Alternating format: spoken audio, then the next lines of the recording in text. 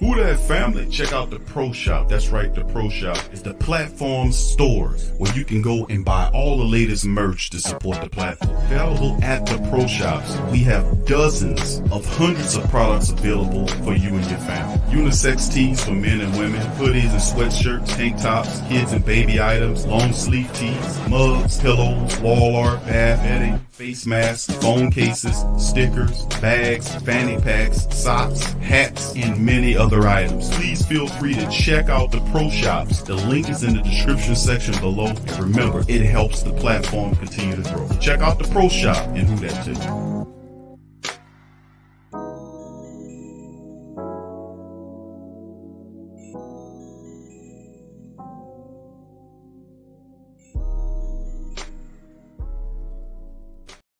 TheWhoThatDaily.com. That's right, TheWhoThatDaily.com. Your one-stop shop for everything New Orleans Saints, New Orleans Pelicans, LSU Tigers, even the top flight boxing news. So if you're a Who That and you're looking for a place to stay up on your team, TheWhoThatDaily.com is your site. TheWhoThatDaily.com for the sport Who That in all of us.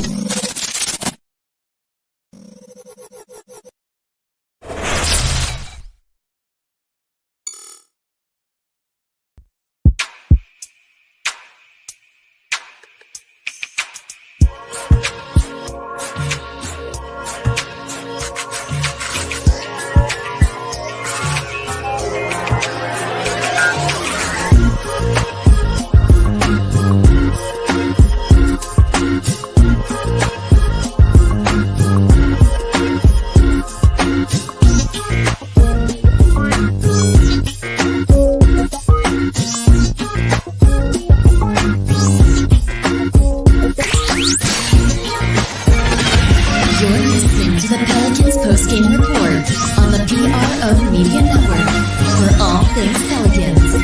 For all things Pelicans, you're now tuned into the Pelican post-game report.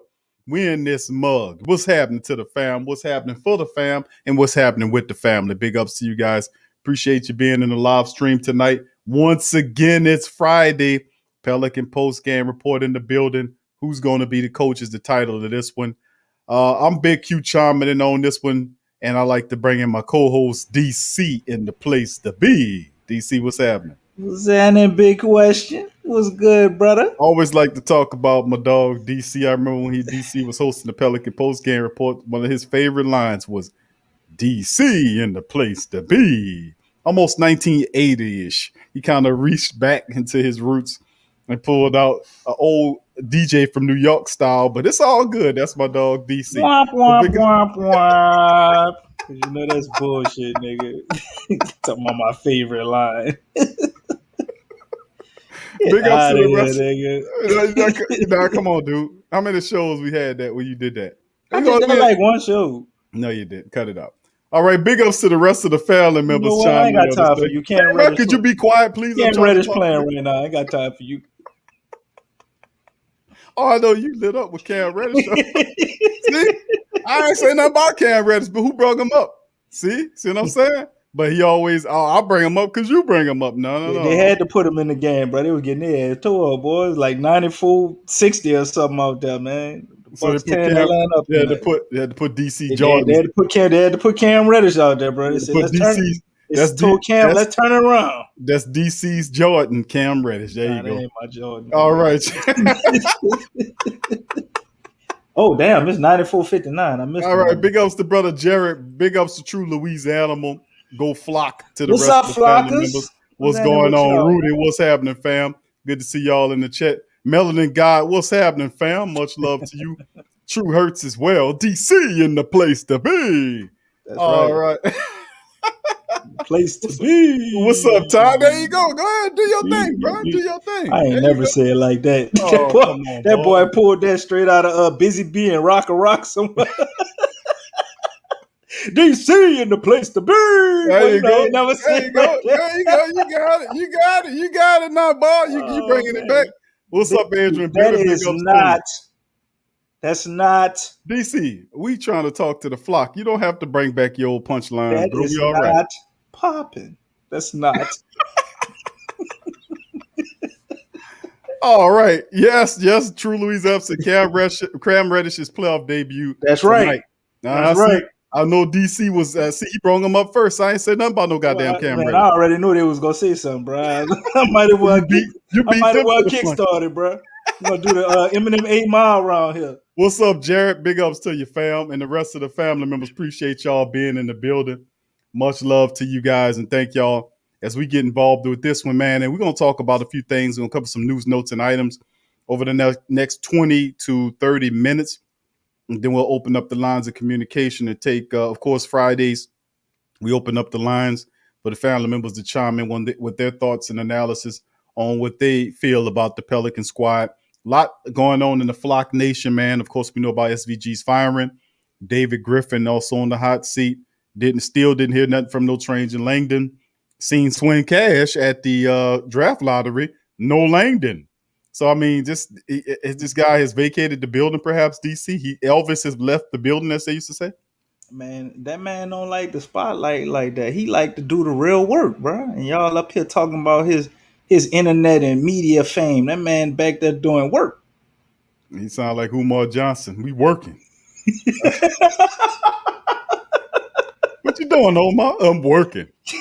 All right, man. Big ups to the rest of the family members as well. James, what's happening, fam? That tagline you put on me actually do sound like something Umar Johnson would use. What? We working? Umar in the place to be. FDMG. Big ups to the flock, man. Appreciate y'all being here. All right, DC, let's get the ball turning, my friend. We got some coaching rumors, man. Of course, Jacques Vaughn, is one of the guys that they're talking about here in this article here that I'm gonna share with the family members coming from the Bleacher Report. Upon it, what's up, brother John? Big ups to you. Appreciate you being in the stream. We're gonna go over this one. Was Jacques Vaughn, as you can see, Jacques Vaughn is saying that He's traction. Gaining traction. Good ties. Brooklyn Nets assistant coach Jacques Vaughn is reportedly gaining traction as a candidate to fill the New Orleans Pelicans head coach vacancy. And of course, this is coming from Wendy. Brian Windhurst is ESPN, one of the insiders there, saying, I'm not saying he's going to get the job because Charles Lee is on the Bucs staff, is also, I think, is going to be a strong candidate. But the word out of Chicago at the draft combine is that Jacques Vaughn is close to the Pelicans general manager, Trajan Langdon, is going to get a real serious look. ESPN's Brian Windhurst reported Friday on his little show called The Hoop Collective. Now, Vaughn spent 12 seasons in the NFL. In the NBA with 5 different teams. He finished his career in 2009 as a member of the Spurs and quickly made the transition to coaching as a member of the Spurs staff under Greg Popovich in 2010. Now, he previously served as a head coach of the Orlando Magic for 2+ seasons beginning in 2012 and 2013 campaign. He compiled a record of 58 and 158. 58 and 158 DC. The man had 100 losses more than he had wins. Record with no playoff appearances, but that was an awful Orlando team as well. The 46-year-old Los Angeles native served as a Nets interim head coach last season following the resignation of Kenny Atkinson. He guided Brooklyn to a respectable 7-3 record to finish the regular season, but the team was swept in the opening round of the postseason by the Raptors. Vaughn was a carryover to the Nets' new coaching staff led by Steve Nash. Now, this is what Nash told reporters about Jacques Vaughn. I think Jacques' qualities speak for themselves. He's an incredibly high character individual, extremely hardworking, prepared, and he's all around top human being. There we go with these androids running around here. He was with David Griffin. Steve Nash spent some time around David Griffin in Phoenix. Yeah, here we come with this great human talk. We got a couple of androids around here. Synthesoids calling the humans. He's a great human. Oh yeah, okay. Top human being. So you have people like that to work with every day is incredible. The Pelicans are searching for a new head coach after Stan Van Gundy was fired early this month. Oh, I thought he was mutually released. New Orleans was expected to take a step. See what I'm saying?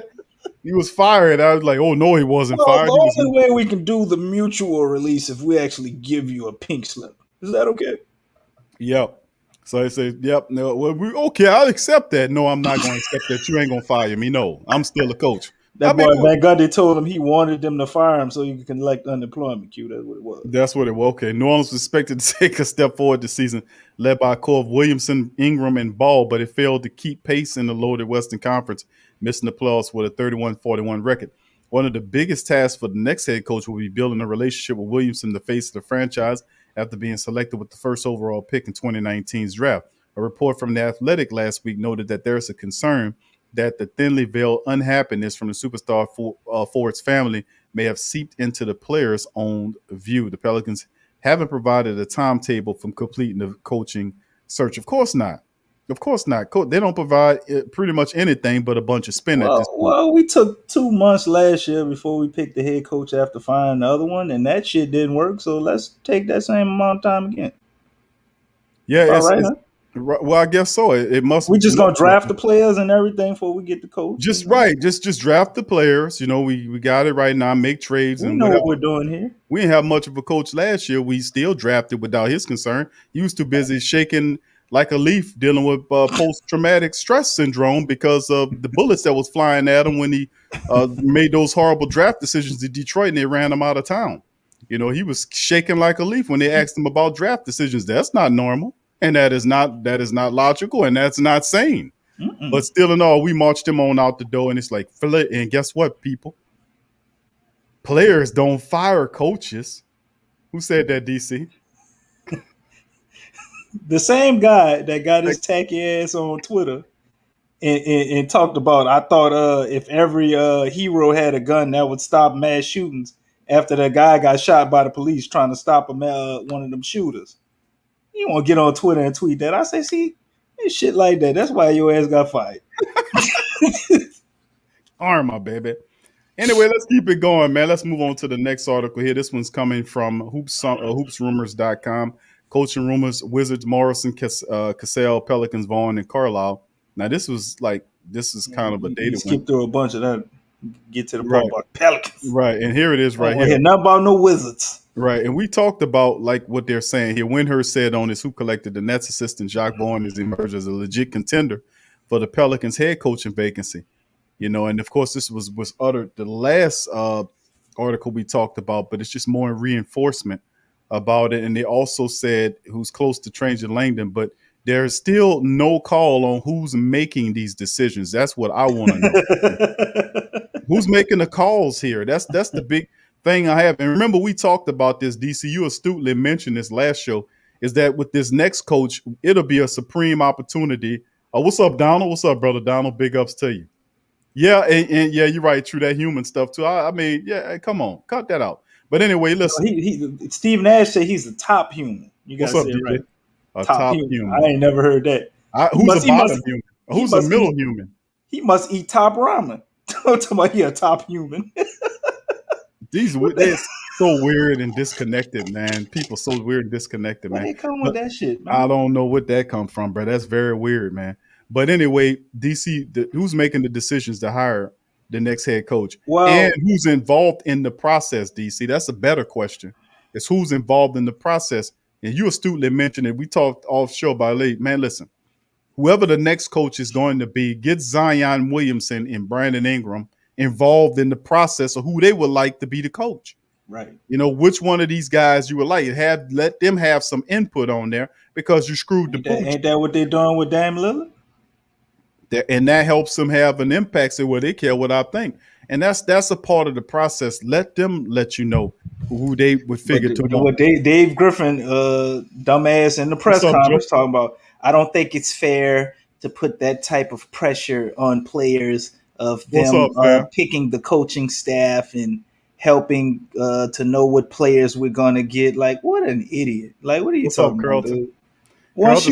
Carlton says 2 great human beings telling me how it is. Well, I got to give it to Carlton. Thank you, Carlton. Great human being. All right, Carlton. He beat that Carlton. No, he's not a great human being. He's a wonderful man. Why you had to make the man sound like that? That didn't sound like it was sounding. Oh, David Griffin need to cut it out then, man. Don't tell me his wrist put his head down.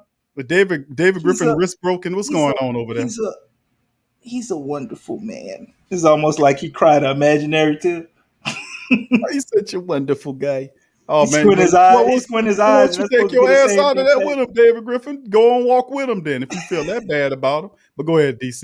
You go ahead No, and I would talk. just say he squint his eyes, and that get the same impact as him shedding a tear in his mind. He's a wonderful man. It's so much junk. It's so bunk. It's so dry and lame, man. Bruh, He's so bruh. lame. He's such a lame GM, man. But go ahead, D. But that's the part. Who's uh, would that be the course? It's Charles Lee and Jacques Vaughn is somebody. Zion Williams says, "Hey, David Griffin, Trajan Langdon, Swin Cash. I would like to have Jacques Vaughn and Charles Lee as my next head coach." Do you hear that? We'll go see about that. I'm just saying, bro. None of these guys, like, get me gold, man. We got such and such. But I I mean, mean, come on, Q. Like, let's be real. When you talking about coaches, bro, when do you usually get a coach unless you got a coach that already, like won a bunch of games or a championship or something? That kind of like just makes you feel, oh, that's the guy. Like a lot of coaches, I need to snap back to reality. Shit, I thought I was in reality. Like, apparently not. I'm a top human. But you need to just focus on getting a coach that's going to be able to execute the philosophies that you know you need for those players, and also be able DC, to like excuse adapt. me, DC. What's up, brother? I'm What's up? busting the Rudy right now. I'm raising my hand. Let me ask you the question here. Can I ask you a What's question? up? What's our philosophies? Vibes and energy, according to David Griffin in his press conference. DC, Yeah. say another question. What's up? What's our strategy? Point DC, Zion. DC, I got another question. What's up? Are we gonna win? That is possible if it lines up with the outcome for a sustainable future. What Then we is may all of win. this stuff, man? Then What we may win, but we may not win if it's beneficiary for the long term what's up, sustainable Rick? future of winning. It may benefit us to not win, so we can sustain winning for a very long time by not winning right now. Oh, I get it. Thank you, DC. That really helped me out. Trust the process. Just the process. But nah, bro, like what you saying about the coaches. I mean, if you think back, like a guy like Phil Jackson, there was no ranting and raving about Phil Jackson before he got the Bulls job. You know what I'm saying?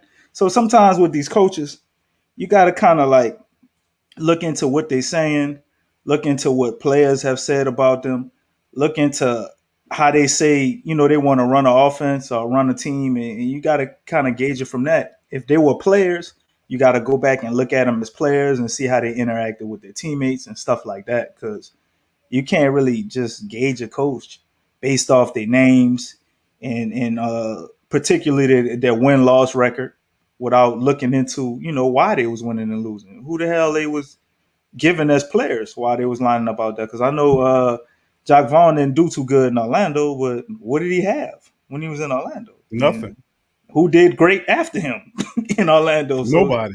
right. So you got to put things in perspectives when you're dealing with coaches. And ultimately, to me, the most important quality of a coach is for him to be able to lead and to like command the room, be able to motivate people, you know what I'm saying, and have those relationships.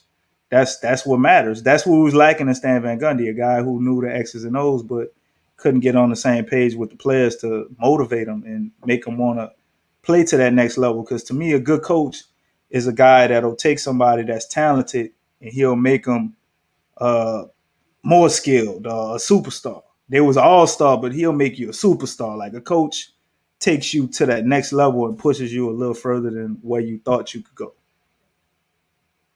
I agree, Roy. I agree. All with a bag of Doritos and Rocket Road. Put that on there too. And our next coach, after brushing his teeth with a bottle of Jack, should not be surprised when he gets fired. Albert Gentry, remember he was surprised he got fired? Yeah, remember we covered that. And Stephen A was fanning the flames, and it was getting all on How top the of his hell head you while he was surprised you doing it. got fired? You had one winning season out of 5. I didn't know I was gonna get fired. I just got an extension. Wasn't supposed to get that extension, Gentry. How you get an extension for losing? You got the Uh, extension not on the back end of the winning, but on the back end of a losing season for 2 years. See, that sets a because he negative was a precedent. top human. That's That's why he got the money. He was a wonderful man and a top human. wonderful man. That's terrible. All right, let's go to the next article right here. And really, DC, let's get into draft talk, man. We'll phase back to this article soon enough. But let's get into draft talk. We was talking about Okay. Corey Kispert and Moses Moody. So Yeah, I don't remember who let's that get into was in that. the chat, man, but my man dropped Moses Moody. I heard of him, but I didn't look into him that deep. And after I heard our people in the flock talking about him in chat, I actually went back and did some more looking at him, man. He's an excellent candidate, honestly. If he's still there at 10Q, I might be a little surprised. Somebody might grab him before 10, honestly. I'm thinking that might be the case, DC, because I was looking at various mocks that were saying that Moody stock is rising. You Well, know, I mean, he went to the combine. I think they said he's doing pretty good in the combine, and they drooling over his measurables with a 7'7" wingspan. The dude only 6'4", but he like 6'6" in shoes with a 7 foot something wingspan. That's kind of crazy. yeah, that is really really crazy. We got a lot of questions, man, tied to that. Let's get into that article, DC, as you can see with Marcus Moody right there, the scouting report and film review. You want to go over this with the family members? Yeah, I go over it and just read the top part though, brother, because got a bunch Well, of videos in this article. well, no, I'll cover it. I thought you had it already in place, but you could just stop me when I'm going. All right, scouting report. This is review Moses Moody. Is one of the best two-way wings in this draft. He's got a combination of defense and shooting, make him an enticing pick for any team. This is from Tyler Metcalf, dropping it from hashtag basketball.com. Now, this is a scouting report covering Moody. And this is what he looks like right here in terms of his scouting report: strengths, shooting, defense, feel for the game, decision making, and getting to the line, rebounding, all stuff we like. Weaknesses: ball handling and shot creation, athleticism, foot speed is a weakness. And of course, the consensus expected draft range is right on the cusp where we at, between the 10 and 20 range. Now, and they saying, what would it like to have a mid to late? And shades of Mikal Bridges, better shooting Royce O'Neal and Kevin Huerter. Best team fit: Sacramento, New Orleans, Orlando, Washington. And what they're saying about him right here, and this is more of a more in-depth breakdown a bit about Mr. Moses Moody, excuse me. Left a bad taste in fans' mouth with a disappointing tournament, but the Arkansas wing had one of the most productive seasons among all freshmen in the country. This season, Moody averaged just under 17 points a game, 1.6 on the assist, just under 6 rebounds and 1 steal. And he had that 42, 7, 35.8, 81.2 shooting splits. Mm-hmm. Now, the young Winnie is a deadly shooter, excellent rebound, and intelligent defender. On the surface, Moody is a prototypical 3-and-D wing. However, that label is an injustice and limitation on what Moody can develop into. Moody's one of those players that the game naturally comes to. Moody likely won't turn into a perennial 20-plus points per game scorer, but he will execute at every level of the game at a high level and constantly make the right decisions. Unfortunately, Moody's lack of athleticism and ball handling limit how high his ceiling could be. Instead of developing to a perennial all-star, Moody projects more as a high-end starter. In no way is this meant as an indictment, because of high-level role players are frequently what propel teams to championship contenders. Right. While Moody has a lot of work to do to reach all-star potential, he has all the tools to be a positive contributor on both ends for a long time. Now, team defense, we talk about that, DC. Now, they mentioned here about some of his team defense. While not the sexiest of traits, team defense is one of the most important areas a player can excel at. Good team defender don't miss rotations, clean up their teammates' misses, and disrupt the opposition's offense. When you look at the best defenses in the league, they aren't filled with elite point of attack defenders. Instead, they're brimming with intelligent team defenders who execute defensive schemes at the highest levels possible. This later bucket is where Moody falls, and then of course they show you some of the the tape from Moody and what he's doing there. But DC, feel free to kind of chime in on Marcus Moody, man. Of course, you did the research on him, and he's a guy that a lot of people like, man, and that a lot of the family members mention that. Talk about Moody. I see a guy that can be a winner, man. Like kind of like what we love about Josh Hart. He kind of has that ability to me, like to just do anything to win, man. He got a nice shooting stroke. I know he shot 35%, but just looking at him and his form and everything, he looks like he probably could get a little better than that. He hits his shots at the free throw line. He actually gets to the line, man. He don't have no problem driving and getting to the goal, and he can get buckets, dude. I mean, they're talking about his ball handling definitely needs to improve, but it's not like he's the worst ball handler in the world. But he ain't about to be out here like NAW, Brandon Ingram or something. But he could definitely get you some buckets, man. And I mean, I think he's a guy that what we talked about when we wanted those 3-and-D type players are players that are just versatile and have multiple levels to their game. Moody is a guy that he's gonna score, if you give him the ball, but if you don't, he still will find other ways to impact the game. So I think he could possibly play at the 2 and the 3. In a pinch, you probably could play him at the 4. I think that's highly unlikely though. But I really see him as a prototypical 3-and-D guy with a huge upside. So our other guy we're gonna talk about, Crispus, who we like. I think Moody gives you a little bit more, but obviously, it's a notch down in the 3-point shooting department, at least from their percentages gauging off of that in college. Because when you go to the next level, you don't know how that can turn out all the time. But I think it's somebody that kind of fits the mold of a player we could take and develop into actually being better than probably what he would be with another team with our guy Fred Vincent over there, because we just want him to knock down them shots, man, get some buckets every now and then, play defense, man. You can put a guy like that and mix him in with Brandon Ingram and Zion, however you do that with your rotations, and I think it's something that'll work. Yeah, and then another guy you talk about Moody, man, to bring up is this character right here, Corey Kispert. We covered him the last time around, and of course, these some of the options. And I'm more of a Boy, egregatory they, toward they, they showed him shooting Q. the dude can Boy, shoot, man. boy, that boy is stroke nice, man. Man, that dude is He was just hitting them all in a row, just hitting them. yeah, it's almost like free throws to this dude shooting those Right, threes. I right. mean, it's easy shooting the threes. Now he's 6'7", 220. He is a hell of a 3-point shooter.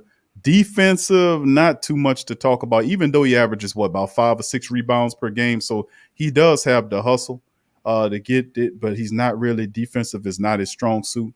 But he's a hell of a shooter. And probably some people would say that Corey Kispert, who's a compliment to Suggs at Gonzaga, this kid can light him up. And of course, a lot of people have him going anywhere between, I've seen between 8 to 25 in the first round. So anywhere between that, the Pelicans do keep that pick.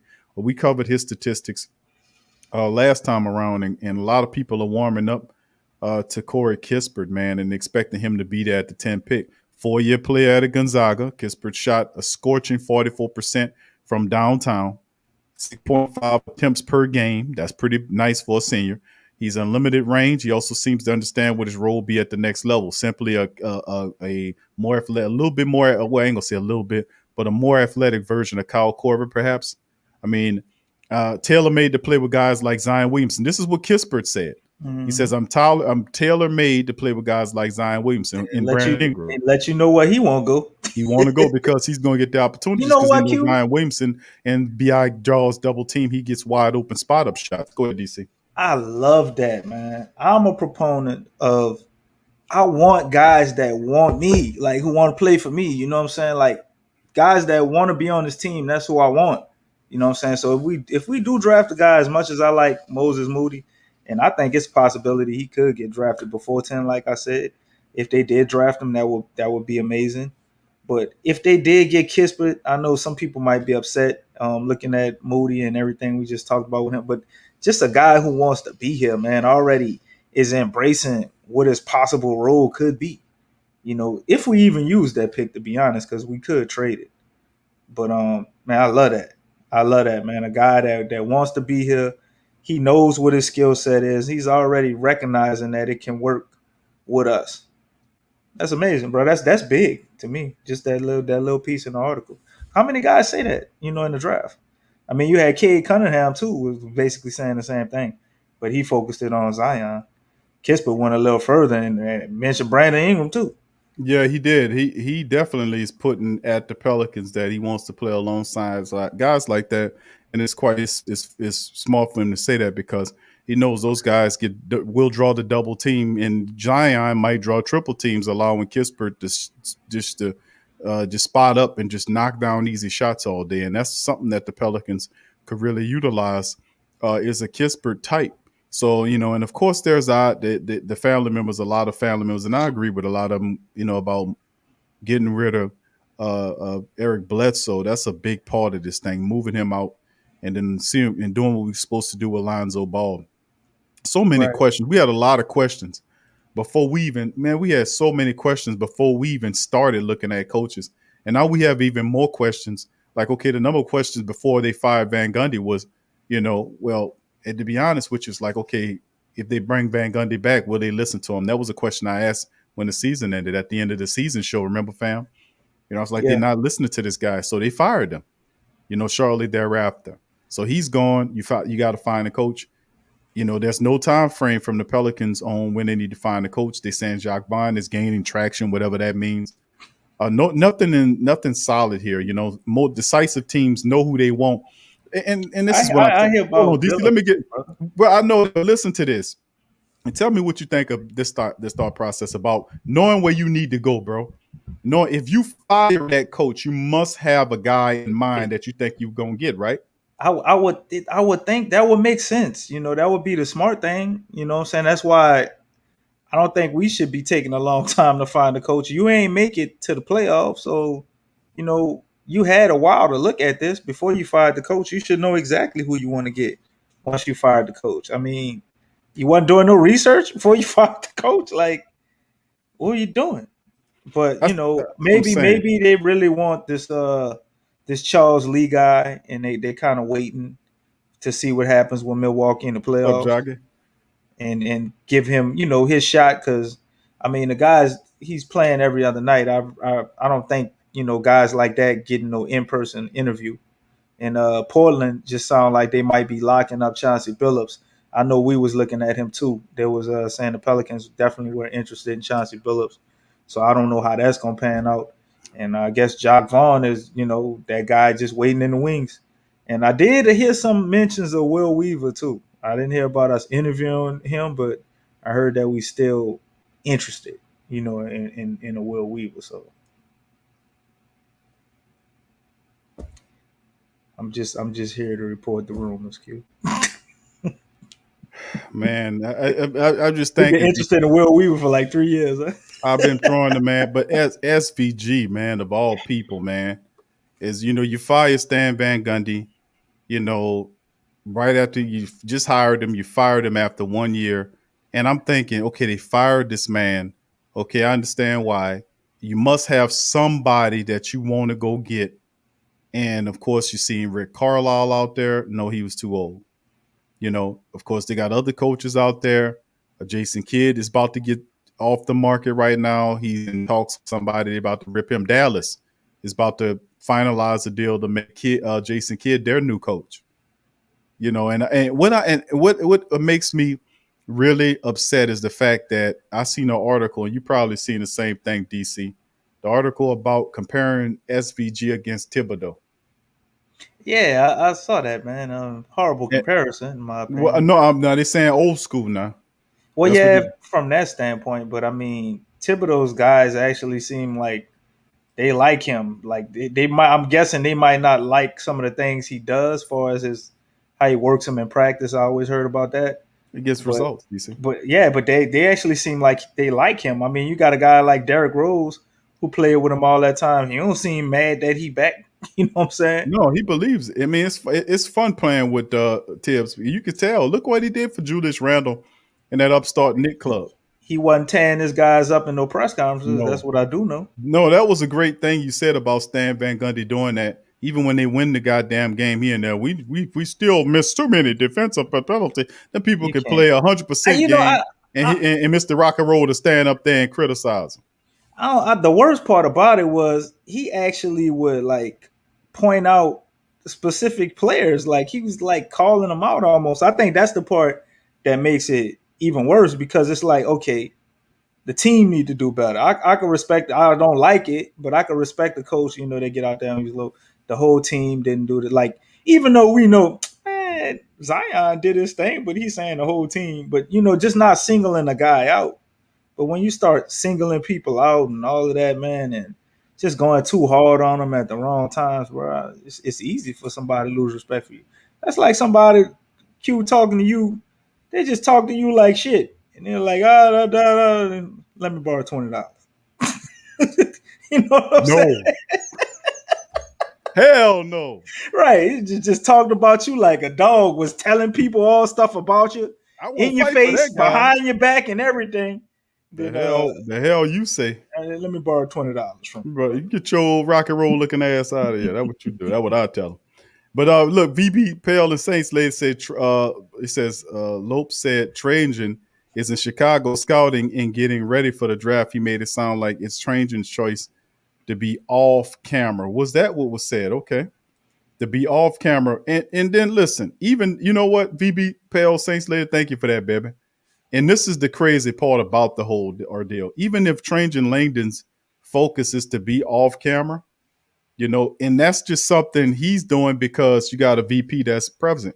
Now, you think if VP was off camera, that Trajan Langdon would be, okay, I need to be there. The only reason why he's taking an off camera approach is because he has a vice president that's above him that's on camera. Wouldn't you agree with that, VP? Saints Apparel Lady and the rest of the flock members? You can't have two of them being visual. And he's like, man, they see enough of this guy. They don't need to see me. If David Griffin stood back and said, you know, I'm just going to let you handle all of this because this is really what you're supposed to do, then Trajan would have to address the press because they would have to get the direction of the team strictly from him. So in any regard, I still say we don't need to see David Griffin as much as we do. I'm sick of seeing him. And when you see him, he's not bringing anything poignant or right on the money or any strict or serious pointing facts that are like, oh, okay, I got you. All he is a spin meister. All he does is come in and spin stuff. And we don't need to hear the spin. We just want to know what is the direction of the team. You fired Van Gundy. What are you looking for? And is Trajan Langdon involved with the hiring process, Swin Cash? And do you have Zion and BI input on who the next coach should be? Because that's important and key. You know, so I mean, it's just awesome. He could have bought himself some more time if he had some more discipline to shut the hell up and get back into his office and close the door and let the GM handle his business. DC, he could have made it 5 years. He really could. He didn't have to stand on the firing line, bro. He could have, bro, but I mean, you know, when that ego get in the way, man, and you so smart, or you think you so smart, and you get too damn smart for your own good, bro, and trying to micromanage and do this and be over here and be that. You know what we need to do? I don't know if we can do it today, Q, but we need to go and we need to look up he's the vice president of basketball operations, right? Do some research on that title and see what the vice president of basketball operations is responsible for. And we need to see and grade his ass on that. I ain't gonna grade him on the GM job he trying to do and on the extra coaching he trying to do from the damn press box, but grade him based on the VP of basketball operations because he's obviously all over the place. He all in the media. Well, I don't never hear no other vice president of basketball operations talking in the media. Like I don't get that. Like he constantly gets referred to as general manager of the Pelicans. Hell, you He don't tell me. ain't never correcting nobody and saying he's not the general manager. He just gonna tell take me once. Oh, my brother, you pulled it up now. You don't have to tell me twice to do Go that. go go ahead. Go ahead and read it, bro. Okay, this is the Break it mean. down. This is the Google definition of what a VP of basketball operations do. President of basketball operations is a broader title. They typically oversee administrative and legal issues, public relations, and game day logistics in addition to personnel. It's a higher position than a GM, but less involved with specific decisions. So let's look at what a GM does. Well, they said what a GM They does. put that last part in there. They know what we was looking for, didn't they? General manager, DC has general manager. I wonder how many clicks they got on this from Pelicans fans. In the National Basketball Association and the Women's National Basketball Association, the general manager or GM of a team typically controls players' transactions and bears the primary responsibility on behalf of the team during contract negotiations with the players. Now, is that Trajan Langdon? Does that even sound like Trajan Langdon? All that to me sounds like a bit of David Griffin, the public relations and all that. I think it's so convoluted, and that's the problem. You know, he's in everybody. He's in a lane. He need to stay in his lane. General man, if he could do it all, then he would do it all. He'd be the VP and GM like Dale the Simp Demps was in his years that he was down. He was the VP and the general manager. His lane is the whole damn interstate, Q. That's how he see it. That's how he look at it. This is my world, and you merely just you share air in here with me. Whatever I say goes, and that's not the kind of environment. I can do whatever I want, like Kanye. Right? You can't as tell me long as it works out for the sustainable future. Yeah, and then and it's insane. But Elliot says, what coach hire do we not want among those available? DC, give me one or two of them there for the satisfy Brother Elliot's question. Thank you, Elliot. It's a bit of a love-hate situation because I kind of like this guy a little bit, but just seeing through the tea leaves, I think Lee would be the guy I don't want because I just have this feeling What's up, like Damon? if we get Lee will be able to be controlled a little bit more by David Griffin. Now, I'm sure David Griffin isn't a complete idiot. He probably could throw some good suggestions out there. But just far as winning and going further, I don't want my GM making decisions on rotations and all of this stuff. I thought that's what you get a coach for. Not painting Lee up as a guy that's horrible at that. He ain't even got a shot at it yet. But just the typical feeling is out of the three guys that I saw we were talking about, Lee would have been the guy that I think would be willing to acquiesce to David Griffin. Thank you, DC. Appreciate that. You're welcome. All right, thank you. He learned it. He learned it. He don't mess with me. I'm gonna throw him some curveballs. Ain't nobody got time for that. All right. All right. That little button for y'all. All right. Lenore. I look nothing like that dude, man. All right, Lenore. What's up, fam? He said, I want Fred or Chauncey. All right. Yeah, I like Fred Vincent too. I like Fred a lot, man. I think that's probably the best decision we can make. Chauncey would be good too, though. All right, DC, let's keep it moving. We're gonna get on through here, bro. I won't get a couple of the flockers involved. Before we do that, I got some questions, Q, because I know the flockers about to bring it, boy. What you think about us trading this 10 pick, man? I've been hearing some rumblings about SGA, possibly Oklahoma being willing to let go of him. Tyler Hero, they're talking about they're being willing to let go of him with Miami. No word on if Victor Oladipo gonna sign back with Miami. We got the whole Miles Turner, Malcolm Brogdon thing out there. You got Colin Sexton. What they talking about? They possibly gonna trade him. Man, it's new guys starting to pop up every day. Ben Simmons is out there, possibly on the trading block. It's just, the list is just getting longer and longer with talented guys. I don't want Ben Simmons, but I'm just saying, even though if we did have him, I think we could find a way to win with him. But 187 million for that, nah. You can't shoot, bro. But I mean, I like him everywhere else, man. Maybe Freddie V can get them together. I don't know. Maybe Freddie V can.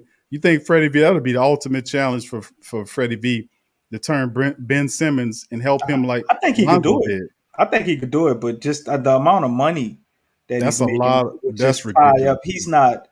He's not worth that to me for the Pelicans. Now, I ain't gonna lie, you put him on some other teams, man. I'm not as low as on Ben Simmons as other people. You need shooters You around put him, him bro. on some other teams, man. Ben Simmons will shock the shit out your ass, man. I mean, only thing I could tell you is, yeah, there you go, James. James said Fred can't make you shoot.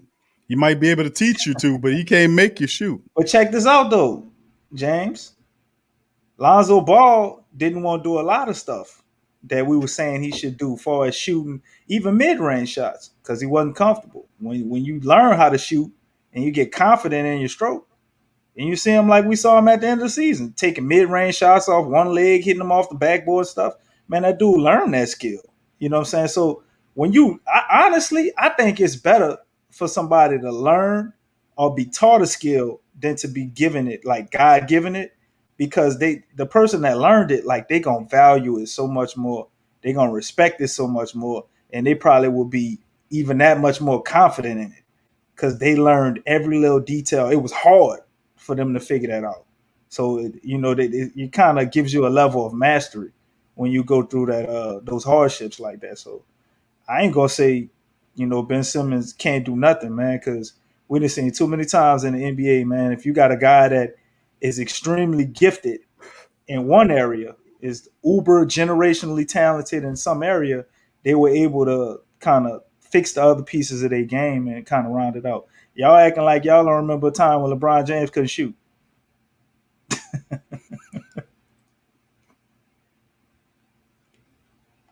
You done talking, DC? I'm done, bro. You I'm sure done. you don't talk about Cam Nah, Reddish tonight? Cam shot an elbow. I don't want to talk about Cam ass, man. You sure but you call him Jordan though. This is the new Man, Jordan, right? wait, hold up, bro. You gonna stop putting words in my mouth for one. You wanted to trade I called the Brandon man. Ingram I for this called the guy. man Cam. I called the man Cam Reddish, and I was trying to get a Drew Holiday trade going with him included. You wanted to trade BI for He this was man. included in the Drew Holiday trade. He wasn't a centerpiece. Okay. All right. Cut it out.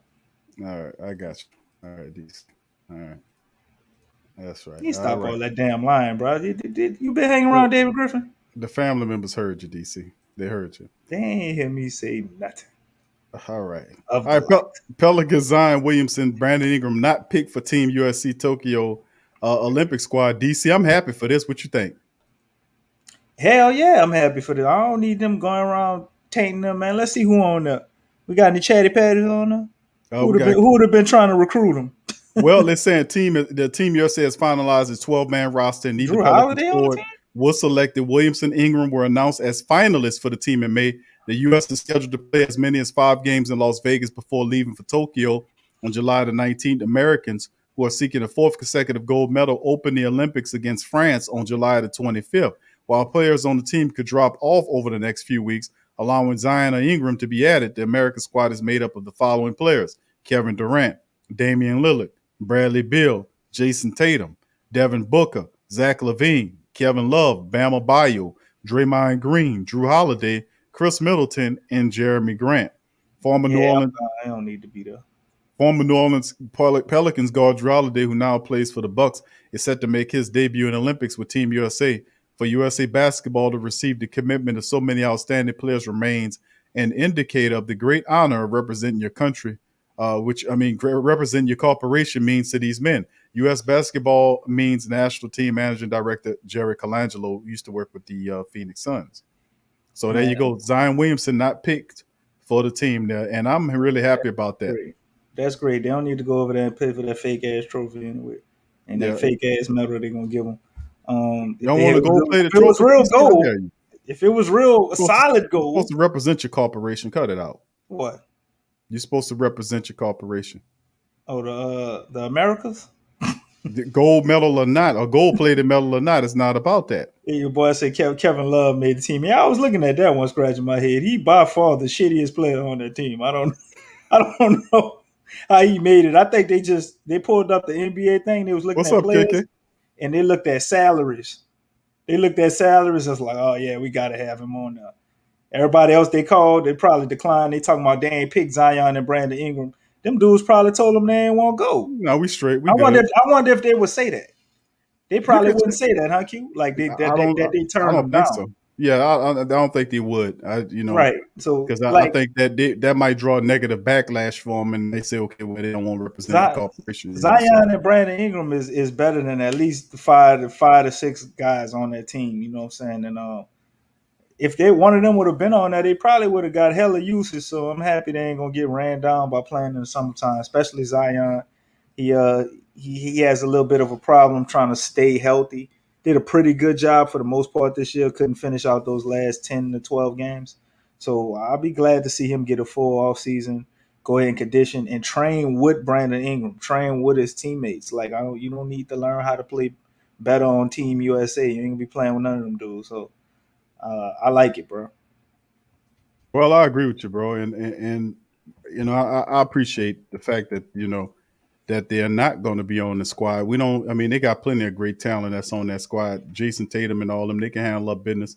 And the Pelicans got unfinished business of their own to handle coming up here. We got to get this together, man. It's a lot of dysfunction, going on with this team, and we need to rectify and get this together, man.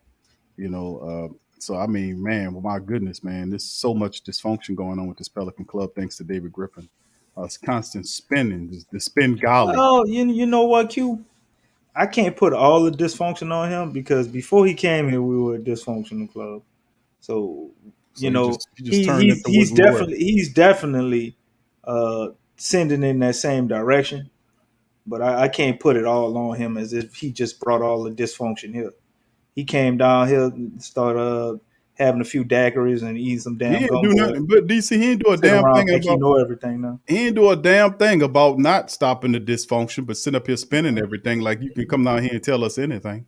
Well, I mean, you it ain't heard helping. in the vice president of basketball operations, if he would actually stick to his job, Q, I think he would be fucking great at it because He would be. he is a spin doctor. He is a He's a hell of spin. a He, public relations yeah, logistics guy. but you got to be sleep to his type of spin is elementary level. It's not an elite or even middle school level of spin.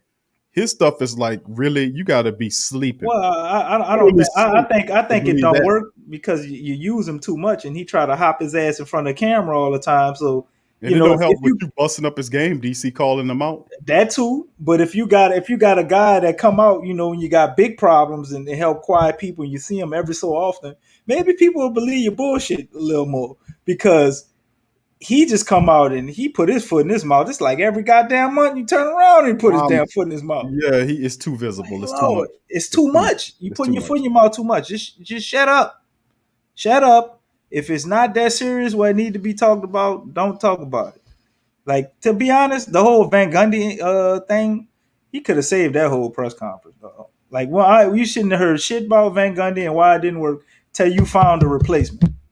Once you found a replacement and you got the fix, then you could talk Yeah. about what happened, why it didn't happen, and go sit down and actually think about what you're gonna say before you get behind the mic, try to sell us some bullshit. It didn't work. The basketball philosophies didn't line up with. I'm never saying the goddamn philosophy, which we kind of know. I guess he was alluding to the fact that the Pelicans. It ain't no secret. Once we drafted all these guys, they want to play fast. You want to play fast. That would be the smart thing to do with the Pelicans. Play fast. And Van Gundy with his slow ass offense, and he probably said, "Well, we got to do this way so it can enhance the defense and all this shit." So if you want to point out a basketball philosophy, why you ain't just say that? At least it would have been more believable than you talking about the energies didn't line up. Just say that he couldn't, y'all ain't get along, and stop calling him a wonderful man and a great human and all this shit, and say Van Gundy got on people goddamn nerves in a politically correct way, however you're supposed to say that. Tell us the truth, or just shut up and don't say nothing at all. Brother Ken saying he was speaking about Gail and her role in the dysfunction as well, being that she's perched entrenched on top of the Pelicans organization. Who noticeably we know the Pels are Gail's baby, but she in the firing that he does, he fires. Listen, when he fired Gentry, there was still money owed to Gentry. He signed Stan Van Gundy to what was it, DC, a 4-year deal or was it 5 years? I It was think a four, it was 4. it was a 4-year deal. He owes them 3 years, and the Pelicans still got to pay that man. That's That's expensive, and crazy. that's coming out of Well, Gil. That's they not might Griff. they might have That's had a not clause Griffin. in the deal. You don't think they probably built I, the clause into the deal DC, where it I ain't that don't much know. money after 1 year? Maybe after a couple of years, but you don't even know how much it costs. How much it is I mean, because. I think they would have fired him before his probationary period if they knew it was all going to set But in. what And I'm they see it saying working is, out. you don't know the particulars of the deal.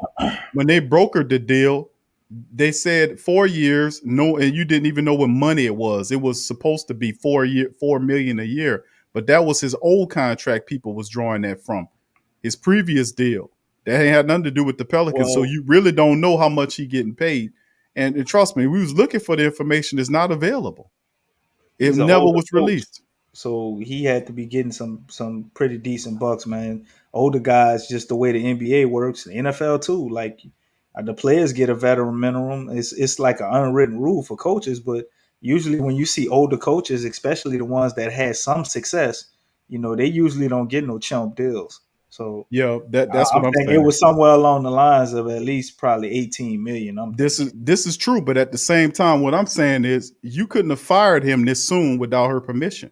Right. Because you would have to end up paying. He ain't Griffin ain't paying for nothing. He's spending her money. Well, actually our money, because it comes from us to her and then she gives it to them. So I mean, but she has to have that to say, listen, I'm fine. But Gail doesn't know about pro basketball. She's relying on this Griffin guy, which is who comes with this, well, I can help you win. I can take you guys to the next level. I Right. won a championship with the Cleveland Cavaliers, even though LeBron was really the guy, the de facto GM, telling David Griffin, I need you to go get him. I need you to go get him. You need to pay him. If and this, that, and the third, just like he doing Palenko up there in and with the Lakers. That's what LeBron does. That's a part of his thing. When I come in here, I get general manager duties to pick who I want to have on this team. You want a championship, right? Oh yeah, man, LeBron. Yeah, you ready? Yeah. All right, but then you gonna listen to me. I want you to go get me J.R. Smith. I want you to go bring Tristan Thompson over here. And that's and they'll do whatever he said. So he was more gopher than general manager. And when he was operating as a general manager, he had a great pairing of Irvin and Deion Waiters. And then, of course, that didn't work. So, I mean, them guys hated each other. I mean, damn. The great parent. Boy, that was a terrible pairing. Don't forget that I think that Kevin Love deal where he Oh, making my. like 36 something million. And That, guess who that, gave him the money? that was David Griffin, boy, stinking it up. And then living off of LeBron's championship ring that came as a result of LeBron telling me to go get this Wait, dude, go get hold Delonte up, West, hold up, go Q. get I all got this another together. one for you. Tristan Thompson making about $75 million. Guess who paid him? Huh? Let me take a stab in the dark on that. All right, so fam, we're gonna get to this portion and the rest of the show up until about 11:25 or 11:30. We'll cut I out. wanted to say one thing about Gail though before we go ahead and let the family talk after that. Yeah, Because yeah. we went DC like just keeps another stopping 20 me from minutes. coming to DC keeps stopping me from going to y'all. So y'all fuss at him when y'all finally get on the line. All right, y'all. Go ahead, But DC. I look at Gail as like she's like an investor. You know what I'm saying? Like it is our money, like you said, Q. But she's the person that's kind of like I don't think she really fully gets this whole thing from a technical aspect, and she's just kind of going with whoever's there. And if you look at the Saints organization, I believe that's why the Saints are so successful because we have an owner that isn't in that way at all, allows them to operate as a unit, and everybody gets to basically play their positions and do their jobs without a bunch of micromanaging and all of that. And the structure was already set up. So all you got to do is write the check. And if Mickey Loomis says it's good enough to write the check for, we writing the check.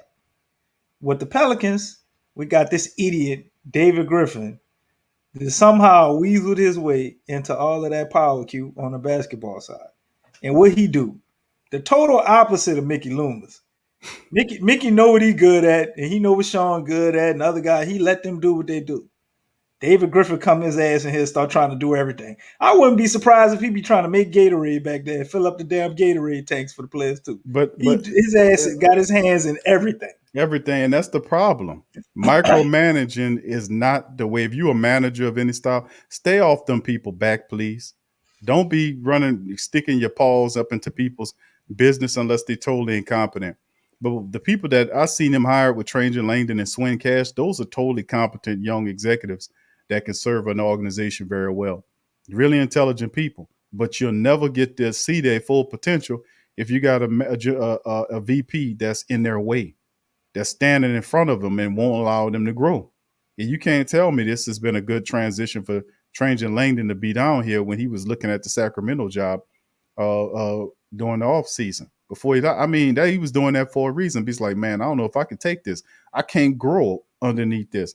And part of the general manager's group is to be able to be on Front Street. Like, I'm the GM and this is my team. I'm going to build this team the way, in my vision. I got a vision of the team and I know I'm going to draft. I'm going to do this. I'm going to do that. And really the end game is me. The calls are mine because if I fail, everything falls on the general manager.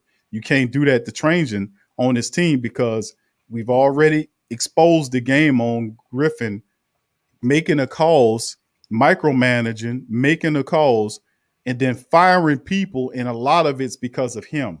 Tell him to do stuff, and then it fails. And then instead of saying that's on me, he's not a guy that takes responsibility. That's why I want him out of here.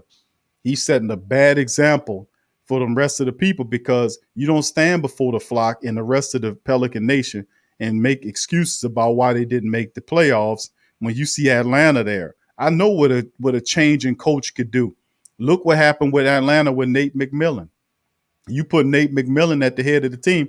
This team's sitting up here almost in the NBA. They're in the Eastern Conference Finals, and they were 10 games underneath 500 when they made the change. Well, I think it was right before the All-Star break.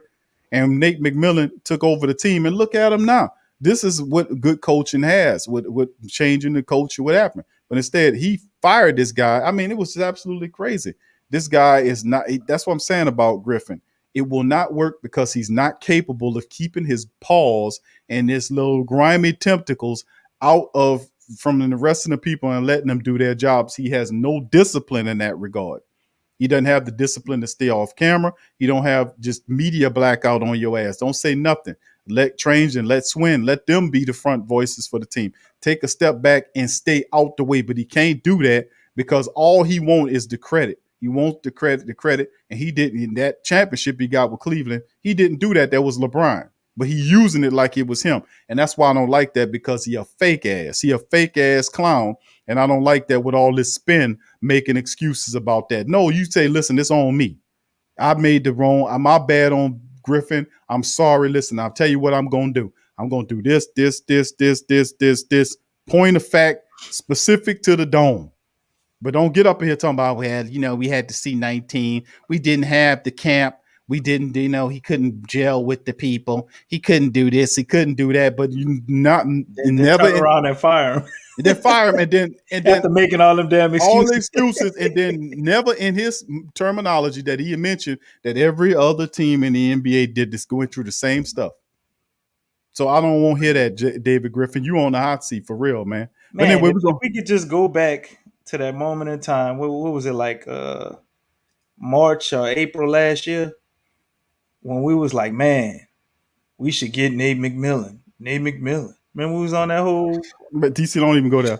I'm just tired of saying that stuff, man. And then everybody we saying we should get, dog. We been saying all good. They was there. The guys are good. The guys we scouted the guys. We know what the team they can escape. I mean, we know what coaches as soon as Nate McMillan got let go. We was on that. We train. Right. We was on that. Nate McMillan got let go. We said, Nate McMillan. They should get Nate McMillan. Nate McMillan changed our whole stance, bro. I'm so sick of that man had to go take an assistant job with the Atlanta Hawks only to take over and get them in the Eastern Conference Finals, bro. It's terrible, it's sad, and it's ridiculous all at the same time. But we're going to bring in all of the family members for this panel. We got James. I thank y'all for being on the show. I'm going to pull a David Griffin and say we're going to blame it on DC for the reason why y'all ain't get on the show fast enough. We're going to blame it on DC. I was impeding the sustainable future of the chat.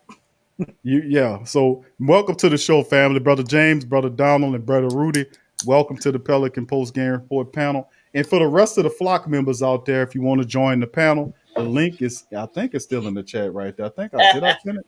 No, I Dude, mean, you guys must have were going disappeared. so long. I had enough time to finish my workout and start a word search. That's what I said. Fuss at DC for that there, bro. Rudy, get on his. I was helping Rudy do his work search, bro. I was giving him a little time. Bro. Oh, that's what you was doing. All right, okay. No, all right, you guys give me plenty of time to do my workout. 100 burpees. Holy crap. All right, so I appreciate y'all, family, for all y'all for being here. Yeah, big ups to the family members, the flock members for being here. I'm gonna post that link again, family. So we're gonna start off with we're gonna start off with you, Brother James. We're gonna go to full circle. James, Brother Donald, then we're gonna come to you, Rudy. Brother James, welcome on in. What you got to add to the panel, my friend? How y'all doing today on this lovely good, Friday? That's good. That's good to hear. I was sitting there thinking about a couple things. The first thing about the Jock Vaughn possible hiring. To be honest with you, I actually prefer that over Charles Lee. I didn't really. His name didn't really come up. I didn't even think about Jock Vaughn at first because I was kind of too focused on Udoka, but and Chauncey Billups, and it looked like both of them are about to be hired. But I think I like the Jack Vaughn possible pairing. A couple things is one that at least sounds like Tracer Langdon is going to, at least if they do hire him, is going to be actually using his role in that sense to bring in the person that he wants to bring in. The other thing is I know a lot of people focus on his time in Orlando and that they were terrible at that point. They didn't really do too well. But the one thing that I do like about the whole situation is that it's kind of like Monty Williams, right? Like he had a bad team. It didn't go well. He sat down for a little bit, figured out what he did bad the first time around, and now he's probably learned his lesson and trying to, do what he could do going forward. I actually read an article from Will Guillory today on the Jock Vaughn and how he went about, changing his philosophies and what he learned from his first stint. So I don't think that too many people should hold the Orlando thing against him. And also, I just feel real uncomfortable with first time coaches, especially after we burned that chance with hiring Stan Van Gundy last year. Like, this is such a critical offseason that you have to get this right. Like, this ain't a couple of years we'll probably no. This has to be the coach that is going to be possibly your long-term solution. And luckily, if Jock Vaughn is it, he is young, he is smart. He is someone that they said get along with the players, and he adapts. Like if you look at the situation that happened with them in the bubble last year, a lot of those players decided at the last minute that they weren't going to play. Not just Kyrie, but other starters as well decided they weren't going to play. So he had to adapt and come up with a whole new game plan. And I want to say they won 7 out of the 3 games at the 7 out of 10 games. Something like that before the playoffs started. So I like the Jock Vaughn possibility in that situation. The second thing that I had was, as far as the draft, I kind of changed my stance on the draft a little bit. I wanted the 10th pick traded because I was like, we got enough young players. But the one thing I'm thinking about now is, if we're going to be successful going forward, then this may be the last time we have a top 10 lottery pick for a while. So you may want to take a chance to utilize that and draft a player and then use your other assets to trade and still improve the team that way. But yeah, that's pretty much what I was thinking. Yeah, interesting. To be honest with you, Brother James, well said, man. Great thoughts. We got our next fan. We're gonna bring in Donald. Donald, what you want to add to it, my friend? Hey, big cute. Can you hear me? Yeah, I can hear you, my brother. Welcome to the panel. We're good. How you doing? Doing good, my friend. How about you? Good, man. What's up, I'm Donald? good. We're hanging in. I've been all right. Other than that, we're good. I'll be honest with you. I mean, honest with you, the Griffins got to stay out of this stuff, man. He's got to let these people do their job. His ego is too damn big. He don't know how to handle it. And I'm like, look, man, you fix your ego, or you got to go. You got to go. That's just what it is. I mean, at the end of the day, you can say what you want to say. You can say what you. I get it. He has to say what he has to say. I get it. But at the end of the day, you're effing and effing everybody. That's not good. I'm not cool with it because we got something good here. All of a sudden, I thought you were supposed to be the guy to fix all this shit. You're effing it all up. I'm not cool with it. I don't like it. It puts a bad taste in my mouth. It bites me. I'm disgusted with it. Either he fix it or he has to go. That's just all there is to it. All there is to it. Yep. Period. Do you think he can fix really it, Donald? Picks me off. Well, he has to fix it. But you know what? That's not his job. That's Trajan Langer's job. And as far as I'm concerned, Trajan Langer has to do this job. He's got to do this. Griff's got to stay away from it. He's got to stay out of it. He's got to let these people do their job, and we're going to go from there. All right. Thank you, Donald. We Well still said, want man. oh, wait, hold on. We still want to know about. All right, go ahead. Don't worry about it. No, go ahead, bro. Go ahead. I thought you was finished. Go ahead. No, I'm saying, I mean, if we talk about head coaching jobs, first of all, I thought it was going to be Chauncey Billups, but it looked like Chauncey going to Portland. But if it is Jacques Vaughn will do good. He's smart. He's intelligent. He adapts. He'll make adjustments. He'll communicate with the players of today's NBA. These old coaches today, they just don't fit anymore. They don't fit. And if they can, if these old coaches can't adapt, it won't work. And with Van Gundy, and he didn't do that. He was stuck in his old ways. You want to talk about this over there, but then he wants you this. I'm like, you can't be that. Like if they're doing good, they're doing good. All that other stuff, leave all alone. He didn't want to do that.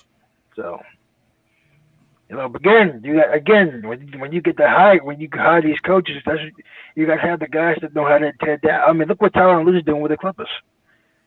I mean, they'll lose it, but then all of a sudden he'll make adjustments. He adapts. Mm-hmm. It's working, and that's what the best coaches do. They adapt to what their players want. I mean, they can say what they want about him, but with LeBron, but look what he's doing with the Clippers. Hello, I mean, I'm impressed. And him and Chauncey Billups, they on the same sideline together, coaching the Clippers. It looks like Chauncey's about to be the head coach of the Portland Trailblazers. Are you telling me Chauncey will do good? Yeah, okay. Good luck. That's crazy. But that's the NBA. You got to adapt. And if you don't adapt, you're going to be stuck. You're not going to do it. It won't last long for you. The ones that know how to adapt, the ones that know how to adjust, and see what the players want, they'll have success. That's all there is to it. So all these guys with these big-ass egos, McMahon, you check your ego at the door, or don't let the door kick your ass on the way out. That's all there is to it. Right. You're right, Donald. Adaptation is the game is changing, man. The whole philosophy of the game is changing. Like we can't even look at positions the same. Yeah, man, it's changing big time, man. Right. Yeah, it's changing big time, man. You can't adapt. You ain't gonna last. If you can't just adapt, and then if you can't understand what the players want, then you in the wrong business now. The ones that don't know how to adapt, the ones that can't, and if they can't change, these coaches can't change. These older coaches, they all won't be around. You're just gonna be like, you man, pack your bags, go home, be with your family, and enjoy your rest of the day in your retirement home. Right. Shit. The best coaches, when you think about it, looking at the history of them, the best coaches were the ones that could adapt. All the coaches we think of as great, they were adaptable. Yeah. I mean, Phil Jackson. Look what he did. Right. That panned out. And Phil Jackson, it didn't even start with Phil Jackson. It started with Doug Collins. But then Doug, he didn't want to adjust. He didn't want to adapt, so they fired him. They brought Phillip in there. Everything changed. All of a sudden, the Chicago Bulls won. But that's what you do. If they don't want change, if they don't want adapt, if they can't relate to what the players want, how they feel, then they got to go. That's just all there is to it. Period. All right, Donald, we're gonna bring in Rudy. Great commentary there, Donald. Rudy, welcome in, my friend. You want to add to the panel, my friend? Rudy. I would say that I made a big impact because you mentioned my hand being raised again. But yeah, when it comes to adaptability, it's either you adapt or die off. I know that that's the natural selection thing going on, but I don't even know I don't believe in that much. But that's beside the point. But when it comes to I noticed when it comes to Blake Griffin, there's some things there's like he has it's like this phrase it's just too many cooks in the kitchen. He's doing too much at one time, you know. Mm-hmm. And it's causing all this dysfunction, and then when he just makes excuses, I'm brought back to this old phrase I had at the back of my T-shirt from a football camp when I was young: "No excuses, just improvement." Yep. And if he doesn't improve, it's causing not only the players not being in sync, but the coaches not being in sync. Mm-hmm. And when they're not in sync, the whole it's I hate saying this, but it's basically that's basically what the mayor said to former President Bush and the former governor of Louisiana after Katrina. You two need to get in sync. And what happened? They never did. Yeah. I mean, eventually, yes, but it just, oh man. But I do agree with what James said. I wouldn't mind seeing the pick traded, but at the same time, I would love to see us get a person that can be great on defensive, has a smart IQ, but also can shoot a deep 3-pointer. And I forgot to add one more key to the game, which is very important besides turnovers. And I forgot what else it was like turnovers and something else. Anyway, but it's also rebounds. Shoot, the more rebounds you got, the better chance you got scoring. Sure. But this is true. Yeah, it is. Oh shit. But and by the way, DC, the reason why I said you need to snap back to reality because you was mentioning 8 Mile. Sometimes, but I do believe that Blake Griffin definitely needs to snap back to reality because he is in his own little world and doesn't give, forgive my Spanish, 2 shits about anybody. Yeah, right. Well, you definitely forgiven Rudy, my man. I appreciate you keeping it real, brother. Thank you, Rudy. All right. Okay, go ahead, DJ. You still up? What's up, DJ? DJ. You're on mute, DJ, if you're talking. Yeah, you're on mute, DJ. DJ. Up.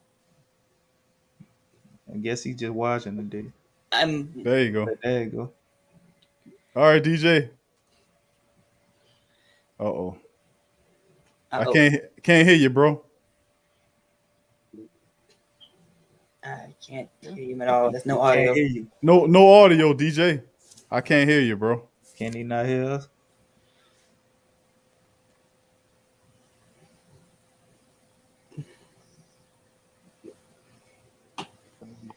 Oh, forgive me for this, but You go ahead, Rudy. DJ, I can't hear you, DJ. Click yourself out and come back in, bro. I'm gonna remove. There you go. We're gonna click them off and then bring them back. This is. Go ahead, DJ. Go ahead, Rudy. Oh, this is just a little off-topic thing. 2 things actually. One, I hope you guys don't mind my little wolf back here. He's probably scared the crap out of you guys. But I was thinking about that last week's episode about when we went up to 5 hours. I will pay good money to see Byron and teach one go at it. We'll all be collateral damage. Yeah, that was that? Yeah, funny. Yeah, that was funny, man. And get the popcorn ready. Yeah, he was James. James, you still there? He kept popping the shit out James every time James tried to say James couldn't get a word in edgewise, man. And that's why I had to raise my hand to relax. No, I'm not gonna let you get it. I'm not gonna let you do it. You know the messed up thing, Q. James was making some valid points too. Man, I ain't trying to hit it. Great points, man. James come at it like a college professor, man. Man, I was amazed that each one teach one. I said, damn, I ain't gonna disagree with this point. I gotta hear this. I ain't gonna let you make it. I ain't gonna let you do it. You can't do it.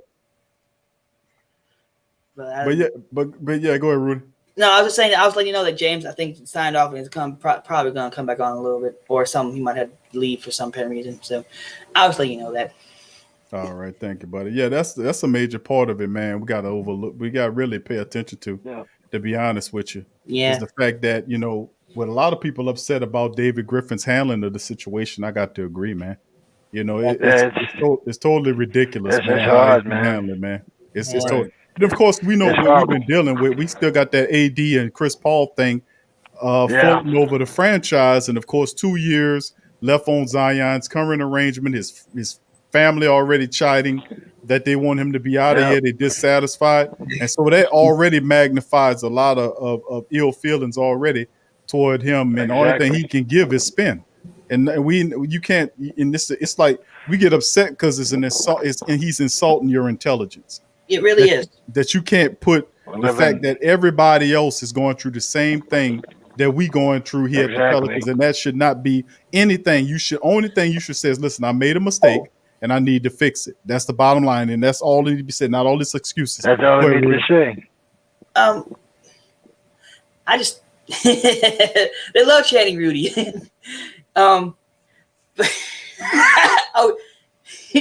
But yeah, this now when it comes Zion definitely needs to be careful because family or no, people can put poison in your ear, especially in media, and if you're not careful, and that poison it might start slow, little doses here and there, little snide words, little twist of little perversion of words, or putting words in people's mouth, and sure enough, sooner or later you're gonna start believing it, believing the lies, Yes, that's how it works. Tell one lie, you gotta tell a whole mess of lies, and to cover the first lie. That's why it's much more simple to tell the truth. I agree, man. I agree. I agree with living with the truth. I totally agree. Y'all hear me? Yes. Yeah, Welcome back, DJ. Yeah, you're good, man. Go ahead. DJ, what up, bro? Yeah, go ahead, man. Who that to you? Yo, y'all can hear me? Yeah. You good? Last year. All right, what's going on, people? How y'all doing? How you doing, bro? Not all right. First of all, everybody in this Flock Nation, we gotta go to a Pelican game next season. So get y'all t-shirts made. DC, you put DC on the back of your shirt. Big Q no, you know what? Change that. DC, put D1. Put D1 on the back of shirt. No, we're put 8 Mile. Put Cam Reddish on the back of his shirt. And DC, you put whatever you go put it on your shirt. And Man, you trying to have me fighting at the Pelicans game, coming up with Cam Reddish on the back of my shirt. Man. No, DJ, I got a better idea. Put a Falcons on the back of his shirt. Oh no, I can't stand the damn Dirty Birds. You can't be doing that to me, Rudy. Nah. if I do go with a bird, it'll be the Ravens. That'll be my second one. But or the Eagles. Saints is my first team. But let's get back to basketball. I don't care what we do, as long as we have a playoff coach and get rid of Eric Bledsoe. Steven Adams, that's a wishy-washy. But other than that, I mean, we have maybe 6 players, 7 at the most, that's actually on the team. Let's see, guys. B.I., Zion, Dieter Lozada, Najee Marshall, who else? Brandon Ingram. B.I. You said B.I., yeah, right. NAW. I mean, we got like 7. What about Kwame? So, I mean, Or is it Kwame? I don't know. Anyways. Now, what I would do is I would take whatever I got from the James Johnson and West Hawandu pick and the pick, trade that pick with Eric Bledsoe and see what I get. Would you guys be willing to do that? I mean, yeah, I think anybody would be willing to do that, but Eric Bledsoe, that's might all it take is a second pick. A lot of people talking about we got to give a first round up and all this craziness. I don't think Yeah. we got to give up no Well, first rounder to get rid of Eric Yeah. Bledsoe. Eric yeah. Bledsoe, as bad as he played for us, let's be honest, he ain't the worst NBA player in the world. The situation we had him in here, he definitely was looking horrible, Q. Yes. But if you Hey, put hey, him in hey, just hey. imagine Eric Bledsoe in a role that he came into the league with, which was a guy that came off the bench and be a scorer like a 6 man. Eric Bledsoe would be, I'm not gonna lie, as much as we give him shit, he would actually be pretty good in that role, man. A guy who come off the bench and you expect him to get 10 to 12 points, Q. I mean, come on. Hey, You don't think somebody would be interested in that? Yeah. look. Hey, A guy DC. like Jordan Clarkson, they had all type of red flags around him and question marks, and he wasn't supposedly all that good, the ball hog and all that. Then he goes from the Lakers to Cleveland and winds up in Utah, and look what he's doing now. Like, I'm not comparing Eric Bledsoe to Jordan Clarkson. I'm just saying certain players on certain teams Hey, in a hey, role that hey. don't benefit them make them look worse than Look, what they are, even though he ain't a great player. I think Eric Bledsoe can be a useful player. Is what I'm. Man, would you let me talk him up so we could trade him? God damn, Big Q. hey, I got one better. Solomon Hill is the GOAT. Oh, Solomon this is Hill. not DJ, boy. You done Oh, fucked hell up. no, man. This is an old man Solomon. Q, you remember we used to play that song? Yeah. That was funny. Oh, man. You just talking about Solomon Hill to go, boy. We used to be tearing Solomon Hill Oh ass up. man, that Boy. was the olden days back in the day, Solomon Hill Those boy. was olden days, man. Solomon Hill was Eric Bledsoe before Eric Bledsoe. Y'all ain't know that. What the? Hey, No, I came from Jared Jack, Anthony Morrow, Tyreek Hill. I came from Talk about Tim Tyreek Evans. Frazier. Tyreek Evans, man. Tim Frazier. Oh Lord, Tim. Tim Oh, yeah, I Frazier, heard about boy. them. Tim Frazier. Yeah. I know I got a question for the Fox family. Besides Buddy Hill, because when we drafted him, we traded him for DeMarcus Cousins, so we really didn't get to actually see what he can do. Who is the best shooting guard the Hornets/Pelicans had? The Oh, best man. shooting guard we ever had. Boy. Yes. Yeah, probably Drew Holiday. I'll give You him said drafted or just shooting guard over? Yeah, Shooting guard, like shooting Was guard, period. Chris Paul a shooting guard or a forward? He's a huh? Was Chris Paul a forward or Chris a Paul guard? point guard. He's a guard. Point It's a guard. fun guard. Point guard. Fun He's a guard. guard. Okay, well, Man, Yeah, I mean, that I one. think we got to get to Drew, man. I mean, Yeah. I remember I'll give J.R. it to Smith Drew. was pretty damn good for us, but he wasn't on the level of Drew Holiday. No.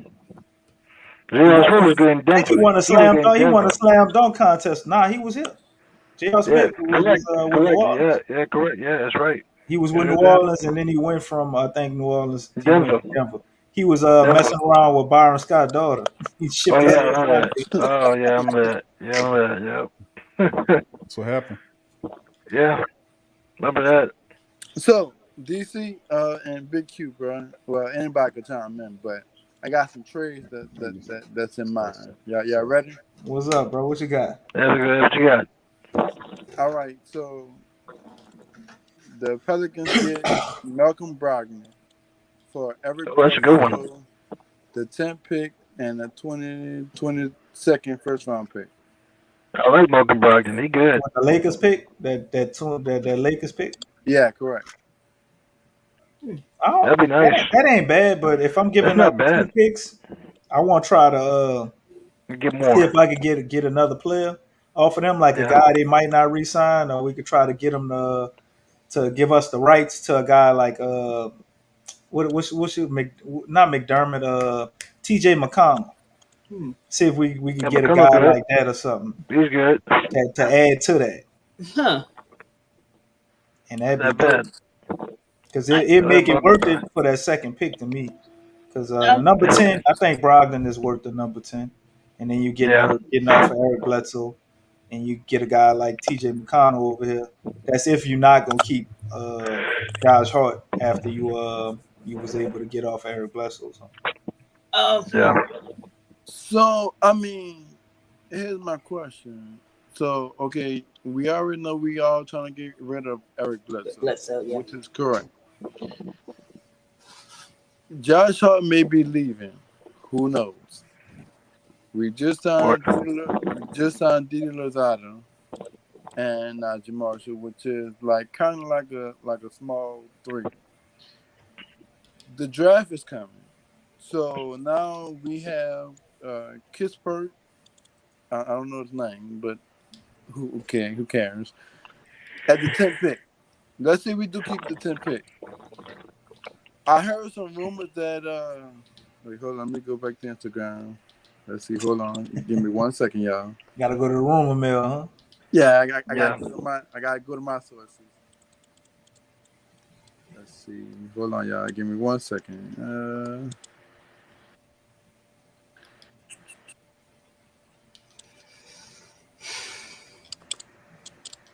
gonna give y'all two names. Center Kai Jones and guard. Don't quote me on this. I'm not probably gonna say his first name right, but it's Sharifi Cooper, 6'1". Sharifi Cooper.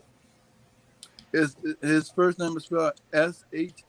What school is he? Auburn. Auburn. No, I'm not familiar with him. What they got him at number 10? They saying? Nah, So that's the second round pick, right? The Pelicans interview. That's what I'm reading. The Pelicans interview. Oh yeah. I did remember seeing that name on Twitter, and they said they interviewed him. Now is that gonna be for like the second round? Because we do got what, maybe three second rounders. Well, I mean, you know how we do, DJ. We probably trying to draft him to give him to somebody else. We like drafting people for other teams. We got like 4 picks, and if we actually draft all these people, we're just gonna keep pushing our draft capital back further and further. That seems to be the plan. If it ain't somebody that we particularly high on, and I think I don't see them like, to me, this draft, they got a lot of guards in this draft, man. And we need a guy that can play shooting guard and small forward if we're gonna draft a guard. I don't see us being able to get like a point guard, in my opinion. If they do, then that tells me Lonzo Ball is gone. Are they trading Kyra or NAW or something? Because it just don't make sense to keep drafting all these damn guards. We need some centers. Yeah, well, we could use the center though. So that guy, what's the guy as a center? They need a versatile big, a serious versatile big. Kai Jones. Yeah, he. I looked at his highlights, and he's more of a William Gabriel, but like I don't want to say better than him, but they like what particularly. Yeah, I got it pulled up here. They list him as the 13. This is CBS's NBA's. That boy, 38% 3-point shooter. Yeah, hell yeah. That one might be real. On 34 attempts. Showed flashes of scoring, playmaking, has great size, and according to this, he's 6'11", 218. Oh, he out of Texas. That's Jackson Hayes. That's Jackson Hayes' school. He's averaging in 23 minutes a game. He averaged just under 9 points and 5 rebounds a contest on 58% shooting from the field. Go ahead, DJ. And shit, I mean, and for the looks of it, shit. When I saw his highlights, I'm like, shit, that's the next Anthony Davis, bro. You know Come on, DJ. The next Anthony Davis. Hey, but that's some big shoes, bro. Well, I mean, tell DC was wrong about Najee Marshall. Oh man. Tell him that. Tell him he was wrong. I like Najee Marshall from Tell the him he beginning. was wrong. It Tell him he wasn't. was wrong. It wasn't Don't let Najee him- Marshall. It was don't one let of them him- other guys. No, I'm about to get to him. If you just trying to stop trying to pull a David Griffin, I ain't pulling no was- David Griffin. you definitely doing the David Griffin. What's You know I'm up? about to go. You know I'm about to take you over there. The DJ I am a put you on top game. level human. I can't do DJ David put you Griffin on because he's game an about alien. Najee Marshall. He put you on game about several players on the end of the bench because that's DJ's specialty. He talk about the underdogs. Oh And yeah. he put and remember I could play it for you. You can't run away from this one. Pull Because it I up. remember what show it was when he Pull put it- you on game pull it- about pull that. it up. Put you about Najee Marshall. He told Pull you it about up. all of them. And you said there, come on, DJ. No, he told Remember me about. that? He told me about Will Magny. I had no idea about Will Magny. I remember You that. ain't know about Najee Marshall either. I did know about Najee Marshall because I like After Najee DJ Marshall. told you. Go ahead, DJ. Hey, well, man, He won't give you your flowers, bro. I Hey, I tried. just gave him his flowers. I told you the man put me on game by Will Magny, Hey, and it was another player too that DJ told me about. He be knowing we be knowing them dudes in the G League, man. I give him his props. All right, go ahead, DJ. Najee Well, Marshall was the one dude I liked, Q, that was in from the G League. Come on. hey, don't sleep on Damn, Will decent. Magny though.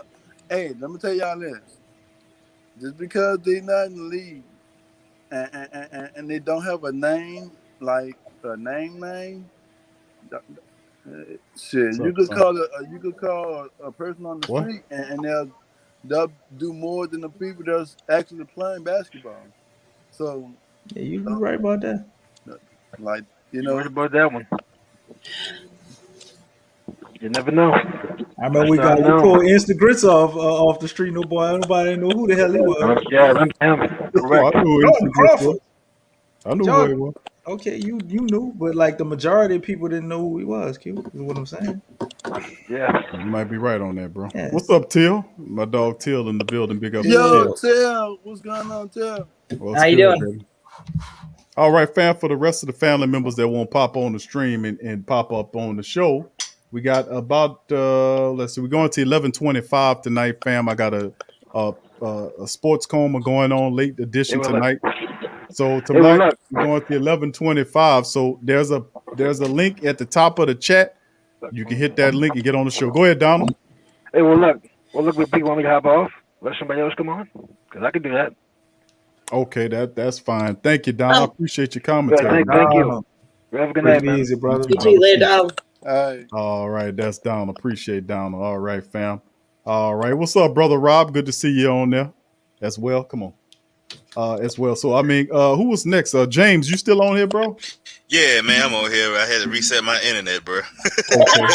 All right, I thought I lost you, bro. Yeah, no, Special wanted to be an asshole tonight. That's what it was. Oh man. That was It's each one been- teeth. That was each one teeth one been- popping at your ass. Okay. Hey, you James, dude. your internet pulling the David Griffin. Oh Lord.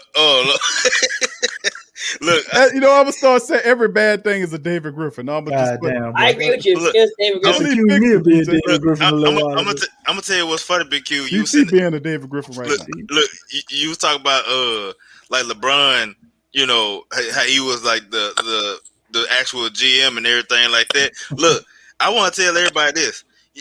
You may not want to take credit for none of that. Yeah, he won a championship and stuff like that, but look what the Lakers at right now. They're in a bad situation. Cleveland in a bad situation because they had to pay all them people. Because guess what? Your boy Tristan Thompson, you know why they had to pay him? Because his agent was LeBron James' homeboy, Rich Paul. That's what that was. Like so. That's not good.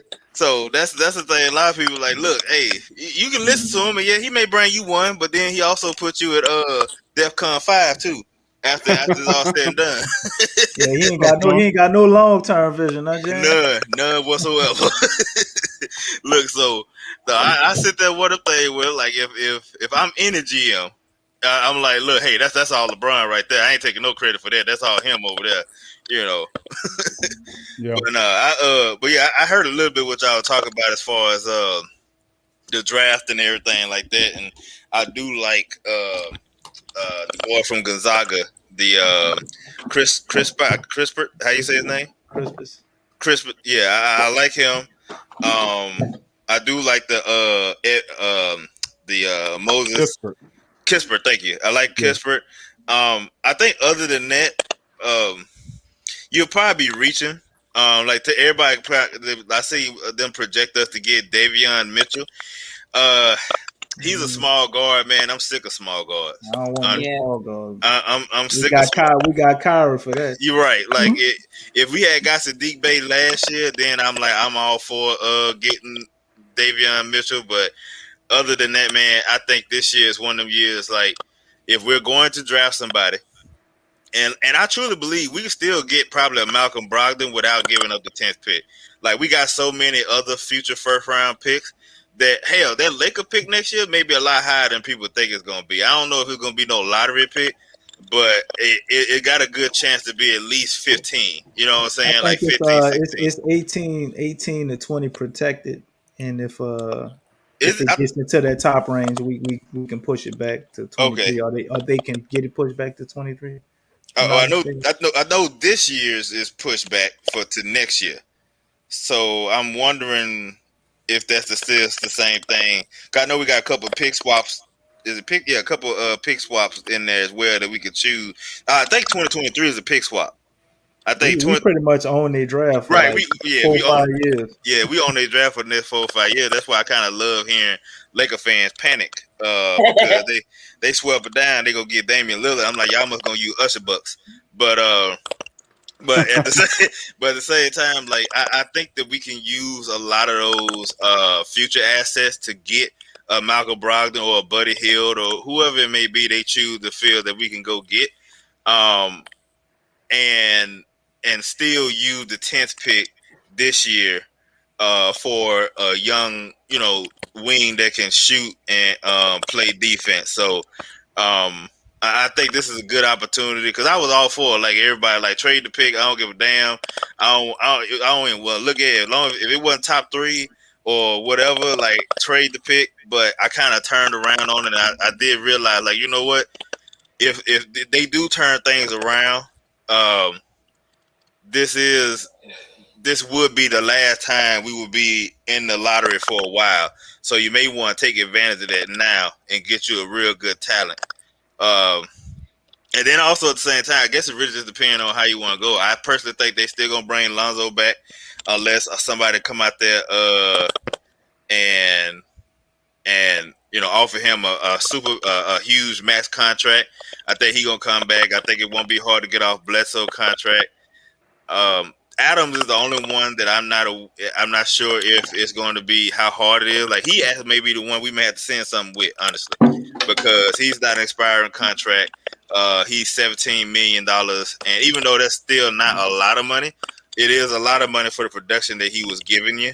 So you have to find a team that really, really need a big man, like a Charlotte I would have said the Celtics, but the Celtics traded for Al Horford. So I don't really know too many teams out there that probably need a big man willing to pay for.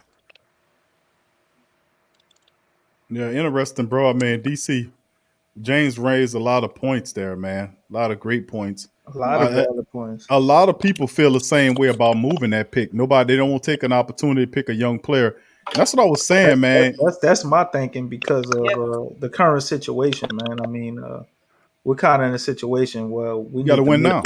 We need to make this happen right now. Zion letting you know he's not comfortable with you sitting around not doing everything you can to try to win now. We're trying to build up slow. I think he would have been open to that idea if you'd have won last year. Not just if and the year before that. Not just if we would have won last year, but if we would just been making the right moves. You know what I'm saying? We were doing stupid stuff. Like you think Zion not sitting around like, damn, I had Christian Wood on my team. Yeah, you don't think that man think about stuff like that? Maybe like, that you know particular. So, yeah. Right. I know. If we was making the right moves, then I think we could be more in line to go about it organically, like David Griffin said. But because we didn't, shit the bed so many times, bro, you got to put this together now. Like you need to go out and make an attempt for a guy that come ready. Like you got your guys you still gonna develop. And I don't feel like with all these draft picks I got, I don't think it's imperative that we get one right now in the lottery. And to be honest, we actually do better off taking these all them second round picks and everybody else first round picks that we got that may be mid level picks, we probably gonna get a lottery pick out the Lakers at some point. We might as well use those picks to try to develop guys because when you get them in the lottery too, you got to look at that from a money standpoint. We love Jackson Hayes, we love NAW, but the thing that trips me out with a team like Oklahoma, you got all these first round picks. What if you get them guys and some of them they start getting good? You still have that problem of not being able to pay everybody. Yeah. So, but you'll have somebody who can perform for 4 or 5 years and give you what you need. So we basically we got two superstars. We got a superstar and an all-star, superstar in the making in BI, Zion, however way people want to spend that. But we basically just need role players. We need guys to fit those roles, and we can use the picks that we got down the line to do that. But the main thing we missing right now is like a vet, somebody who know how to win, somebody who done went through some stuff, man. Somebody who then dealt with intense games, that then dealt with the ups and downs of a season. Just somebody who can buy into Jock Vaughn and be able to sell that to these guys, and get them to buy in too, and get them to understand where the coach coming from with certain things they may disagree with or don't fully understand yet. So you're not gonna find that in the draft. Like, we have nobody on our team for his veteran leadership that I think is probably respected in the locker room, other than who Steven Adams maybe. Like, I don't know how. Different I'm sure situation. James Johnson was respected, but he's not Yeah. here. You know what I'm saying? We don't know if he's coming back. So Not for 15.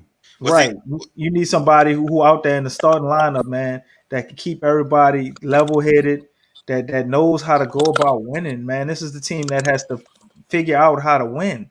So you do that with a player that's good, that already knows how to do that, or at least a player that's been around a bunch of other winning players that can learn stuff from them. Just a couple of steps ahead of Zion. Like, if the SGA thing was true, I think that would be a perfect guy to get.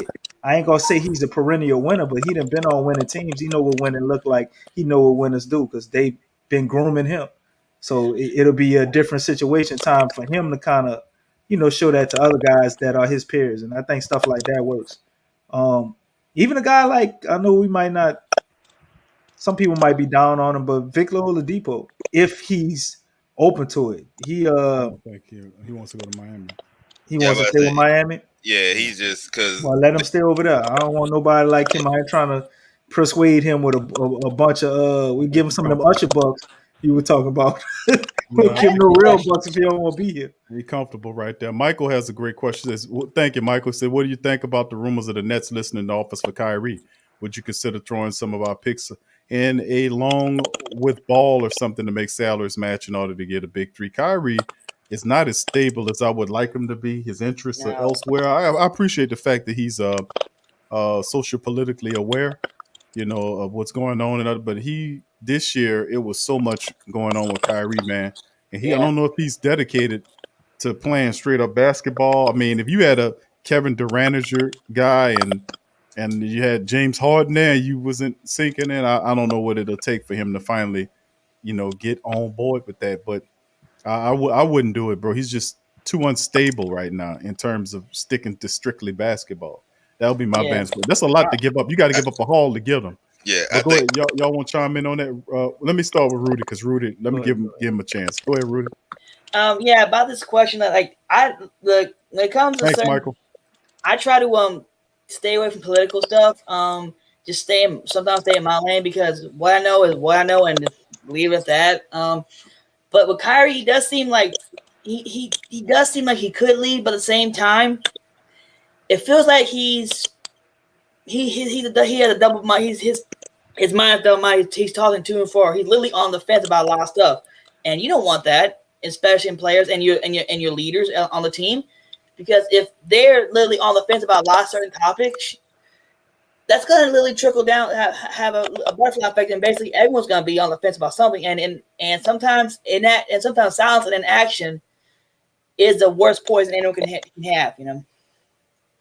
Okay, thank you for that, Rudy. All right, Who was next? Somebody, DC, go ahead and chime in, bro. I think I stopped you from doing it. We're gonna bring Brother Jerry in a minute. I like Kyrie, man. I like a lot of his points. I think a lot of people think he's crazy, but I don't think he is. I don't think he's crazy. Well, you know that the whole thing they try to paint him up like something he's not. No, I he think he's ain't one of crazy. the few guys that actually stand up for what's right. But at the same time, you got to make a decision. Like as a person, love him, dude. You probably like Yeah. to talk to, interesting thought patterns on how the world is and all of that. But just looking at his track record with teams, like it's really not everywhere he's been. I ain't gonna say he's not conducive to winning because he is. Yeah. If you get Kyrie, we have a serious chance to go to championship, point blank, period.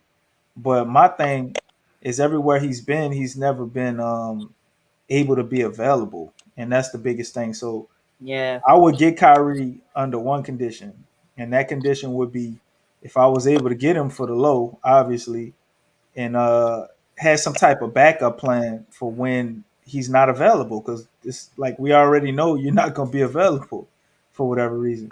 And the other thing is, especially with a guy like Kyrie, if he don't want to come here, I don't want him. Because that little guy give you all type of hell if he don't want to be here. Yeah. So Kyrie is not a dude you want to try to force into this situation if he don't want to be here. So I would like Kyrie, but only under the assumption I had a very good backup plan for if he couldn't go. And I mean, we do got Kyrie, so if he's able Yeah. to play at least 40 games and he'd be open to mentoring a guy like that, I think it would be something that would be very exciting, and it would put us as contenders, honestly. But it's kind of far fetched in my opinion, even if they are entertaining the idea. Yeah. I mean, what's the odds of him wanting to be here? I just don't see Kyrie as a guy that wants to come to the Pelicans. He probably won't go to a team where he can win now. If he coming in, I mean, KD coming too? I'm sorry, Jerry. Seems like they might be a package deal. You muted, Q. Yeah, you're muted. I apologize, fam. Yeah, that's the part of it, man. Is I mean, there are rumors, like we said some of this earlier in the show. There are rumors of a lot of players right now. I don't know how much of it's actually worth anything, but it's so much transition going on right now, and the NBA is so surprising. I mean, you heard about with Ben Simmons. I mean, I think it's just in the heat of the matter right now, but as things kind of cool off a bit, we'll see where it shakes. But I don't think they'll ultimately, get rid of Ben Simmons. Hell no, they'll just put shooters around him. I mean, to cover up for his, and of course Doc Rivers will help him be more aggressive. And of course, he'll have to they got money. They can get this guy and get him how to shoot shots. So, but he shot his first 3-pointer, last year? See, my thing is this, Q. Why everybody got to shoot shots? Like, well, I mean, because maximize what he is and stop worrying about him. Yeah, but make him more comfortable with the stuff that he's good at, and you make it available for him to be able to do that. I agree with you, DC. Yeah. But when he sags off, though, they just leave him now. And you got Joel Embiid in the middle, so like, right, you need him to shoot. Yeah, you need somebody you need him to be able to shoot because you're clogging up the lane. Like you can't have both of them in there. Right, he got to shoot, bro. Ain't no doubt. He got to learn how to shoot better, man. Yeah, and I think that's a lost cause. My opinion. No, I think is Ben Simmons good in this pick and roll? I think he playing the wrong position. I mean, I look at him, and I remember him in college. I mean, he seems more like a power forward. He's supposed to be the 3 coming out. Nah, he don't seem like he belong on the wing at all. He seemed more like a power forward. No, he ain't strong enough to play that. Not no power forward. He not strong. The dude be guarding centers, Q. No, that dude ain't gonna play no power forward consistently, bro. Come on. He could play power. He could play power forward, dude. I mean, he probably just as big as Anthony Davis. Let me tell you something. This is because you can be a host on the Pelican Post Game Report to turn around and go rap on the stage. Don't mean that people can do stuff. He raps. You make rapping look easy. Big Q rap. That's Young MC, y'all. For everybody who don't know, go look him up. Not even okay. Funny. Wow. You know what I'm saying? Just bust DC, you wrong. DC, you want it, you got it. You literally just threw DQ, Big Go ahead Q and sing a song for him. That's bro. not even funny, bro. Man, because it's you. I know DC, it's like 25 DC, years ago, but if you really have, if you That's really you showed your age on that one, DC. DC, you really got to I'm a calm down, researcher, snap back to baby. reality, and get the salt out of your brain. Wait, what? That's right. He's salty. Man, Tell him I need them salts in my brain. That's good minerals. But, Talking about But what you talking about, I need Rudy? I do have to ask y'all. Ask actually the whole flock. We want to listen to this, but I have two questions. The first one is, what do you think we have to give up to get a guy like, say, Ben Simmons or Van Fleet here, just to kind of help mentor these guys? And how would you feel about that? Wait, what's the question again, Rudy? About Van Fleet. What would we have to give up to get someone like Van Fleet or Ben Simmons down to New Orleans to probably be like some sort of veteran leadership to the guys down here? Wait, And let me. I don't want Ben Simmons to come down here trying to be a veteran I'm just leadership. curious. I'm He asking. needs some veteran leadership himself. That's it. Van Okay. Vliet. Van Fleet is nice. Let's hypothetically say if Okay. Ben Simmons do get traded to us or however he come in New Orleans. I mean, he Only thing I want him to do is guard like people like LeBron James, DeMar DeRozan, like as You far gonna as pay him defense, $187 million to do that, DJ? you guys don't want LeBron coming down you here. wrong about Najee Marshall. Just to do that? But That'd be his response every time DC try to say something against DJ. Man, I told you about Najee Marshall. DC, go eat your camerash and be happy. But besides That's right. that, I mean, I put up a TikTok, and you know they got the little birthdays of the month, and people with the NBA players, and so far insistently, I had Ben Simmons as my birthday, and the question was, if the NBA player shoots a three, it went something like No, that. Sean. And I had Ben Simmons, and I'm like, What a strippers at Q Mark? I do have a chance. I was mistaken for Jonah Hill a couple times. So now the Bang! thing with the Kyrie Irving, well, how many rings he got? What, 2? But He got one. You got one, bro. Oh, he got one. Okay, well, you can't really look at rings because, he got one with LeBron James and all that. So, I don't know. I'm sticking with Lonzo and Kyrie. That's my two guards. Everybody else, Eric Bledsoe and Josh Hart, I don't know. But I'm sticking with my two guards. So, But James, but let me, because listen, the Malcolm Brogdon thing is interesting, but he's just a more advanced version of what Lonzo Ball is. Yeah. That games are this basically what Brogdon is a 20. What is he, DC? 20 and 7? I think he's a little different, bro. How so? He's more of a. I see them as more advanced version. He's more of a versatile shooter to me. He's a guy that could score just all over the perimeter, different ways. To me, more so than Lonzo. Lonzo Ball is more of a like, mama, there goes that mannequin. He's focused, man. Lonzo Ball is more of a spot up shooter. He could hit his jump shot and stuff, but man, Malcolm Brogdon just on the perimeter. It's at the top of the check, bro. KK. It's so smooth, bro. You know what I'm saying?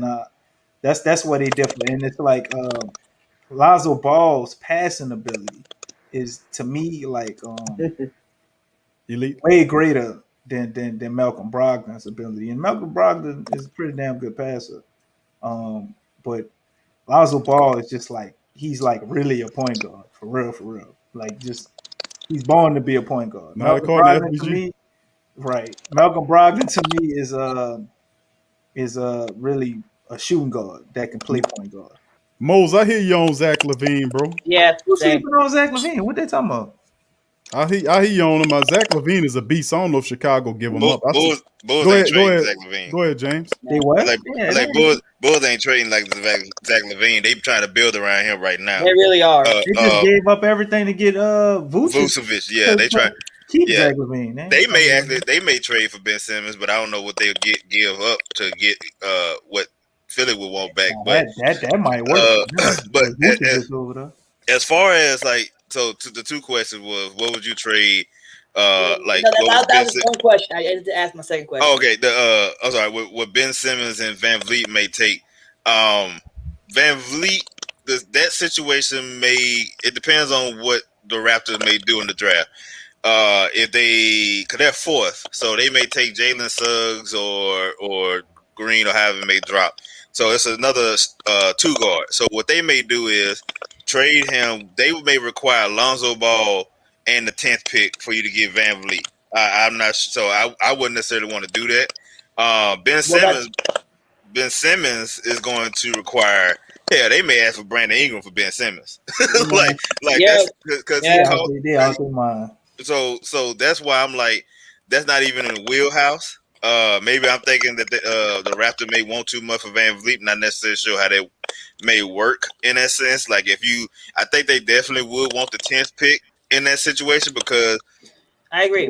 The one thing the Raptors do well is that they reload, man. Like they do. They develop their players very well and get a lot of talent. And I think they're going to try to move because they got OG and Anunoby. If anybody that I want on the Raptors, I want OG. Yeah. That's the thing that I would rather go after. What about Siakam? I think he has more ability to move than Van Fleet. But James, for Van Fleet, I would say now this is probably fair. Like if we didn't give up Lonzo Ball, I would probably say we'd probably give up the 10th pick. That's a fact. We're gonna give up that more likely. Then we'd probably throw in Eric Bledsoe and probably like a future pick, like a first round pick. You know, I feel like the most fair pick. I think that's what we will offer. But I think that if you're Toronto and you're not going to go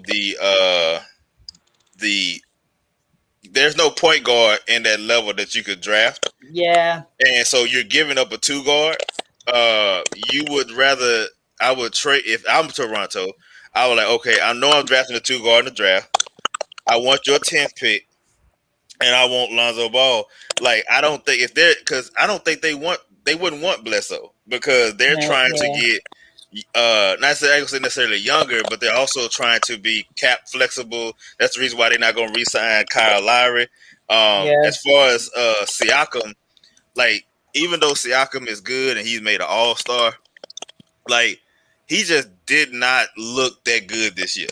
Like he to me, like I rather OG because he's gonna be cheaper for one. Because if you gonna get Siakam, I think he make it just as much as Brandon Ingram is now, right? Like I think they signed him to like $130-40 million contract too. Yeah. So he gonna eat up a lot of salary. So he really will.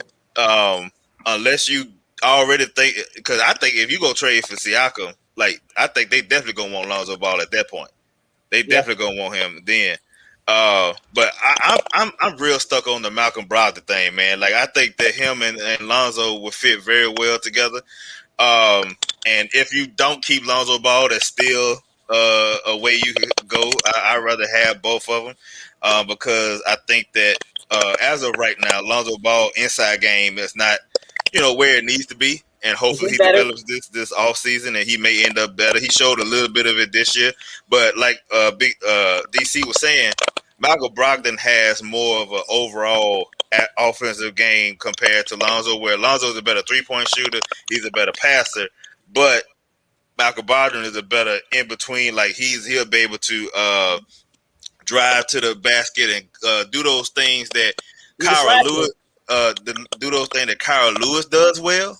But Kyra Lewis can't necessarily score the basket, right? Yeah. Like Kyra Lewis is fast. He get to the cup and he can make the defense collapse, so he can pitch it out to people and everything. But the problem is that he doesn't score well around in traffic, and he doesn't shoot the ball very well. All that what you love about Kyra Lewis and wish that Kyra Lewis can do, Malcolm Brogdon does that tenfold, right? Yeah. So that's the reason why I think that I'd rather go that Malcolm Brogdon route, because I don't think it's going to cost as much as those other players that everybody mentioned. And James, since I got you, James, that is a great point you make. Especially with Malcolm Brogdon, I believe like if he and Lonzo come together, they will probably be a great dynamic duo. Now, this is my second, and you really do want to be flexible with the cap space, whatever's left of it, especially in the draft. And speaking of the draft, I'm curious about y'all. I want y'all to comment on this.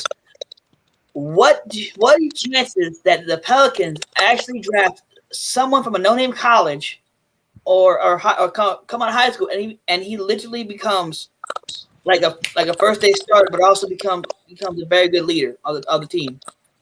I got Slender, 0.00.9. I don't think that happens, bro. Go ahead, DJ. I got an answer for that one. And then when I tell y'all this name, I want y'all to think of Josh Hart, okay? And if you're steal, I'm sorry, I meant steal. So just keep Josh Hart in mind. And his name is James Booknight. James Booknight. He's like another form of Josh Hart, pretty much. Yeah. If you don't know how to spell it, it's B-O-U-K Knight. There he is. Mm-hmm. What's up, each one? What's going on, Big Q? What's happening, DC? What's up, fellas? What's up, brother? Hey, brother? You got your scoped out in? You left that sniper weapon at home, huh? You ain't bring it with you today, huh? I got mine ready though. James said he got his ready. That's all I got. But now, that is my first round starter. What about being a steal from the draft? Would that be better chances then from a no-name college becoming a steal? Well, if that's the case, then yeah, the James Booknight, that would be my steal, because he's like another form of Josh Hart. Yeah, I mean, I'm looking at his highlights now, and he's okay. I'm saying Josh Hart with him. Okay, but I mean he's a better shooter than Josh Hart though. Yeah, I'm just hoping we can draft someone who could drain for you with no problem at all. Okay, well, each one teach one. Welcome to the show, my brother. You want to chime in on the Pelican discussion? One of the a second, my friends. One of the family members asked about Pelicans. Nola asked, Q, who you think the next coach is going to be? Hard to tell, bro. I mean, realistically, I would like more of an established coach, but we paying the last two coaches. So I don't. That's a part. It's just all kind of ways screwed up how this man and turned this into. It's just ridiculous. Right now, we're all kind of ways screwed. Right.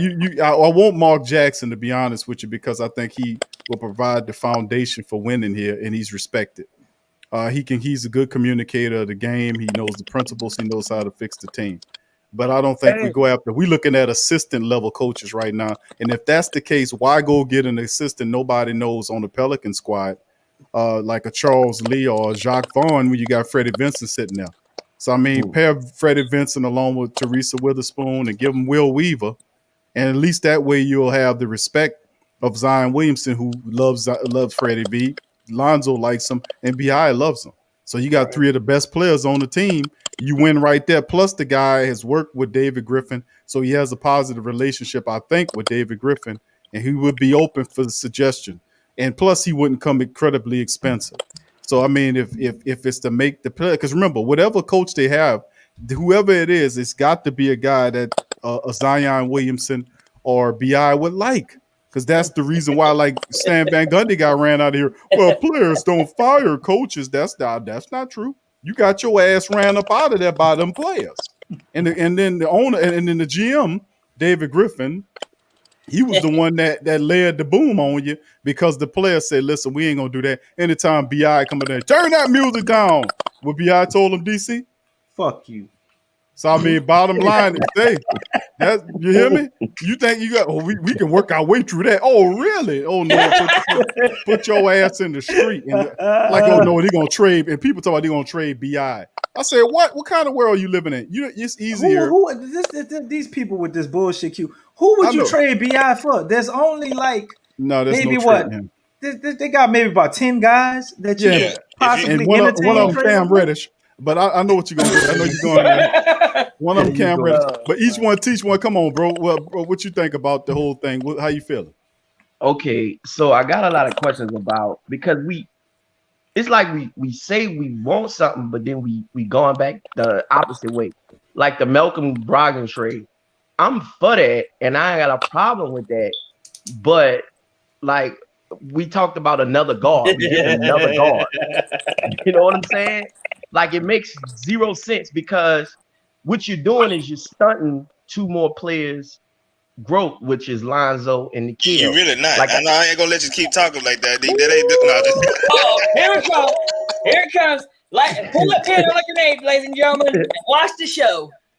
But if I was looking at them, like they need like more shooters and front court help.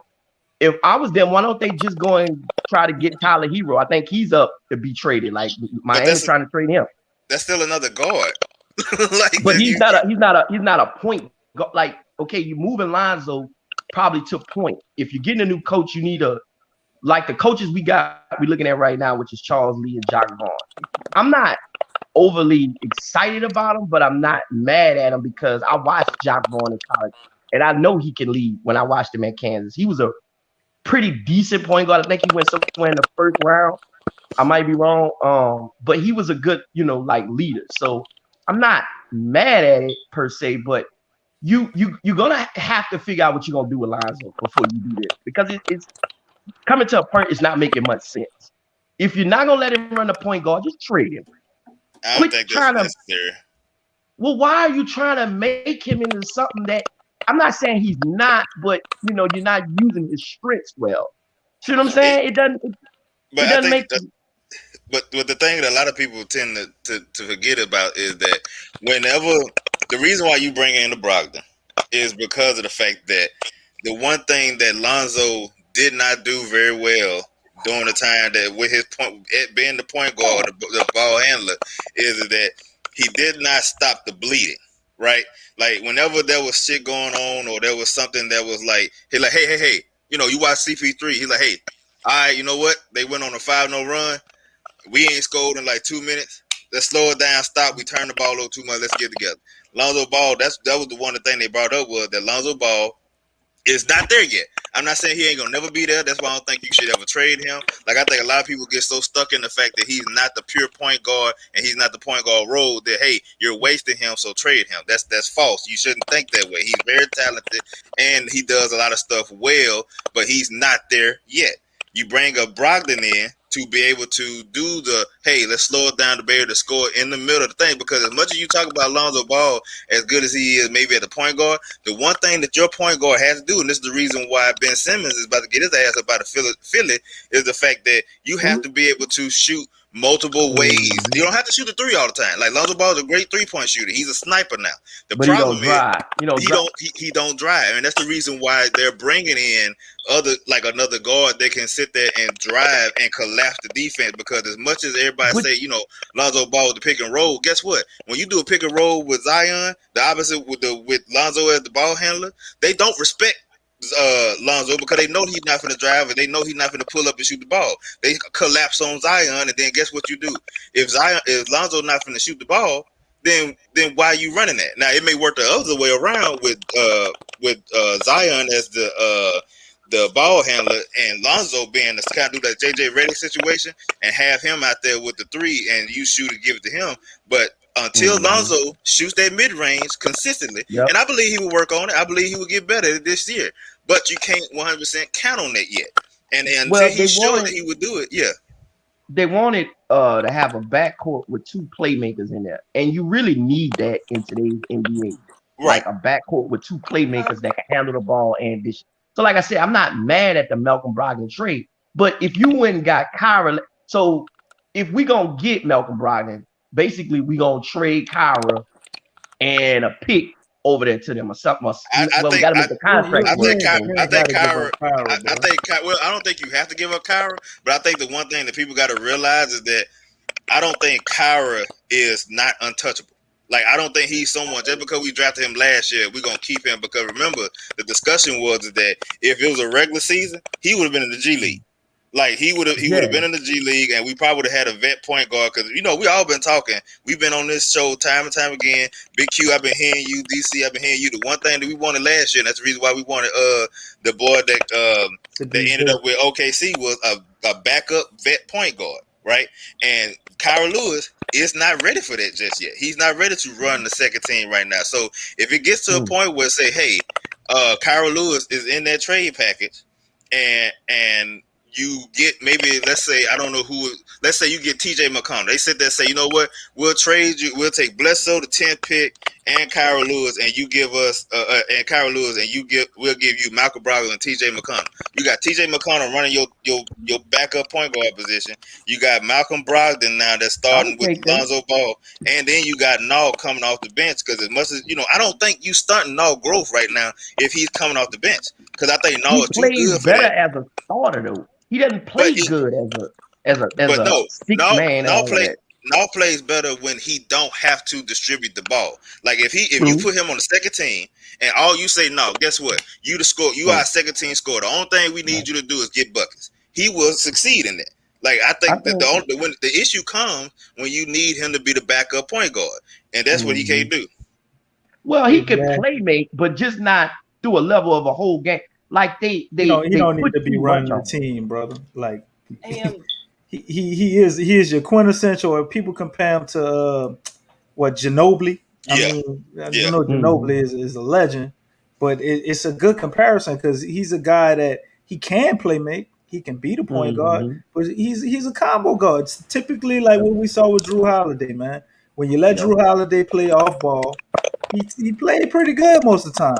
When he started being on ball and trying to be the point guard and all that, man, it's all type of mistakes. You know what I'm saying? Just lazy. Right. Just messing up turn the ball over all crazy. You got a similar thing with Nall. And the whole thing with Malcolm Brogdon, I don't know if people remember, man. Like, I look at Malcolm Brogdon based on what I saw for Milwaukee, because I think we share some similarities to with Milwaukee having Zion and them having Giannis. And that dude was like a 42% three-point shooter with them. Shooting 90% from the free throw line. So you got a 40, 50, 90 guy, because he damn sure shot 50-something% from two. And this your third option? Right. And you got Lonzo Ball orchestrating the whole thing. We don't need Lonzo to get but 13 points. Go ahead and get 13 points and get 12 assists. Zion gonna do his thing, have a couple 3-4 assists off them kickouts. BI gonna put up his regular numbers, man. It'll run like a well-oiled machine. That's how I see it. And Malcolm Brogdon plays defense too. People. But what we gonna do like with front court help? Like we okay. All we need on the front court is we need a three. We need obviously a 3-and-D guy. We need a stretch big. And we need a rim protector, another additional rim protector behind Jackson Hayes. That's it. So, and which one you think we need is like more imperative, the front court shooting or the back court shooting? Now, I understand what y'all saying about the back court because you need that front guard. Back court, because you can live without the front court shooting. It makes life easier, but the back court shooting is necessary. Your guards got to be able to shoot, bro. That's just necessary, man. Lonzo can shoot, but he got some limitations because he's learning to expand his game. But we're gonna have to wrap it up at 11:25, so everybody gonna get their turn to go ahead and say something real quick, and we're gonna have to go ahead and end the show, y'all. What you wanted to say, Rudy? Go ahead. No, it's not me. It's just I was looking at this comment with John saying he was asking you two about what do you guys think about Randy Livingston as a coach? Ooh. I ain't never heard of him. Randy Livingston played with the Rock. I don't know. Randy Livingston used to play for LSU. He was a hell of a player. He came out of Newman. He came from out of Newman. He was a hell of a player there. I remember Randy Livingston, hell of a player, man. Injuries, slowed him down in the pros, but he was lightning, man. But Yeah, but I as an assistant, maybe as an assistant, he can probably come on the team. Yeah, that's not my As an question. So assistant. Yeah, as an assistant, I wouldn't be mad about that, but he's not ready to be a coach as nah. a head coach yet. All What, right, go ahead, DJ. what you got to close out, DJ? If anybody, Oh, okay, DJ, hold on. DJ, hold on. DJ, hold Let on. DJ go last. Yeah, DJ, hold on to that, bro, because you can. Go ahead, brother James. Oh, okay.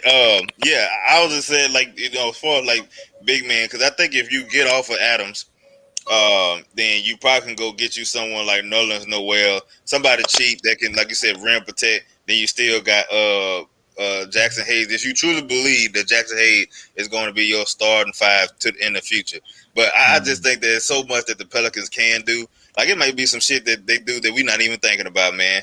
And hopefully it pans out. And as much as we shit on David Griffin, the sad part is that we have to hope he succeed, because if he don't succeed, that means Zion Williamson finna get the fuck up out of here. So that's pretty much how it goes. So that's all I got to say. Well, he had one good draft with NAW Zion and Jackson Hayes. He messed up the Right. last one, so hopefully he get it right this time. You know. Each one, my brother. How you got any last commentary? Yeah. Well, the coaching position is the most vital position for this team, I think. And I think whatever they decide to do coming in the next 24 hours, because I think we're gonna find out the coach in the next 24 hours. Yeah. Damn, We all know 24 hours. Yeah, because I mean, Billups just went to Portland, so you ain't got number 2 candidates left, which is Charles Lee and Jock Vaughn. So, and Jock Vaughn is your favorite, so I think they're gonna wind up naming him the coach because they really like him. I think they're gonna let Trey. You're starting to see Trey. I've seen a report that they said Trajan Langdon was the one that was pushing for Jock Vaughn. So it seems like David Griffin, Big Q, is trying to let his head, do his job and get out the way. Like you say, get That's his a good idea. ass out the way. So I think he let him do. I think Trajan doing his job. Like I said, I think the fun part about the coach part is that they're young. So, they're not that old like how Van Gundy and Gentry was. So right. I think it's gonna help. The success, like he said, the success of this team goes on where they go at as far as getting in the playoffs and all of that. Because if they don't get in there this year, I don't see Zion coming back. Yeah. Tough, man. It's, and I hope that's the window, man, because the draft is late. It's the 29th of July next month, and it's fastly approaching. I would like to have a head coach in place if we're going to make that, decide on what we're going to do with this team, as opposed to him making moves. I mean, we kind of stuck in the water right now to decide the direction of this team until we can put a coach there, and then we make the decisions what we need to make. So, I mean, it's just we got pushed back a little bit because of that, because of the firing of SVG. All right, but I thank the panel members, man, for another fantastic show as well. DJ, are you there, my friend? Take us on up out of here, DJ. Yes, sir. Hey, before I do my first that page, I just want y'all to know that we are gonna be Pelican fans, whether they hire a coach or not.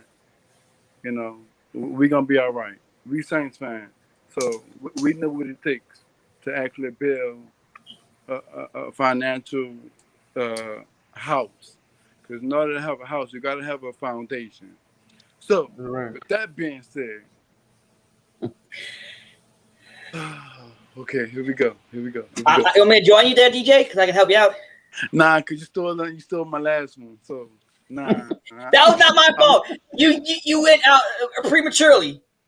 I know. I'm not gonna kill you for that one, but it's fine though. But we can do it both together because I like that. So I mean, hey, we could try. But look though, let me start it off. If anybody talk about your Pelicans, you tell them in the DC accent, get the flock out of here and go flock yourself. Flock yourself.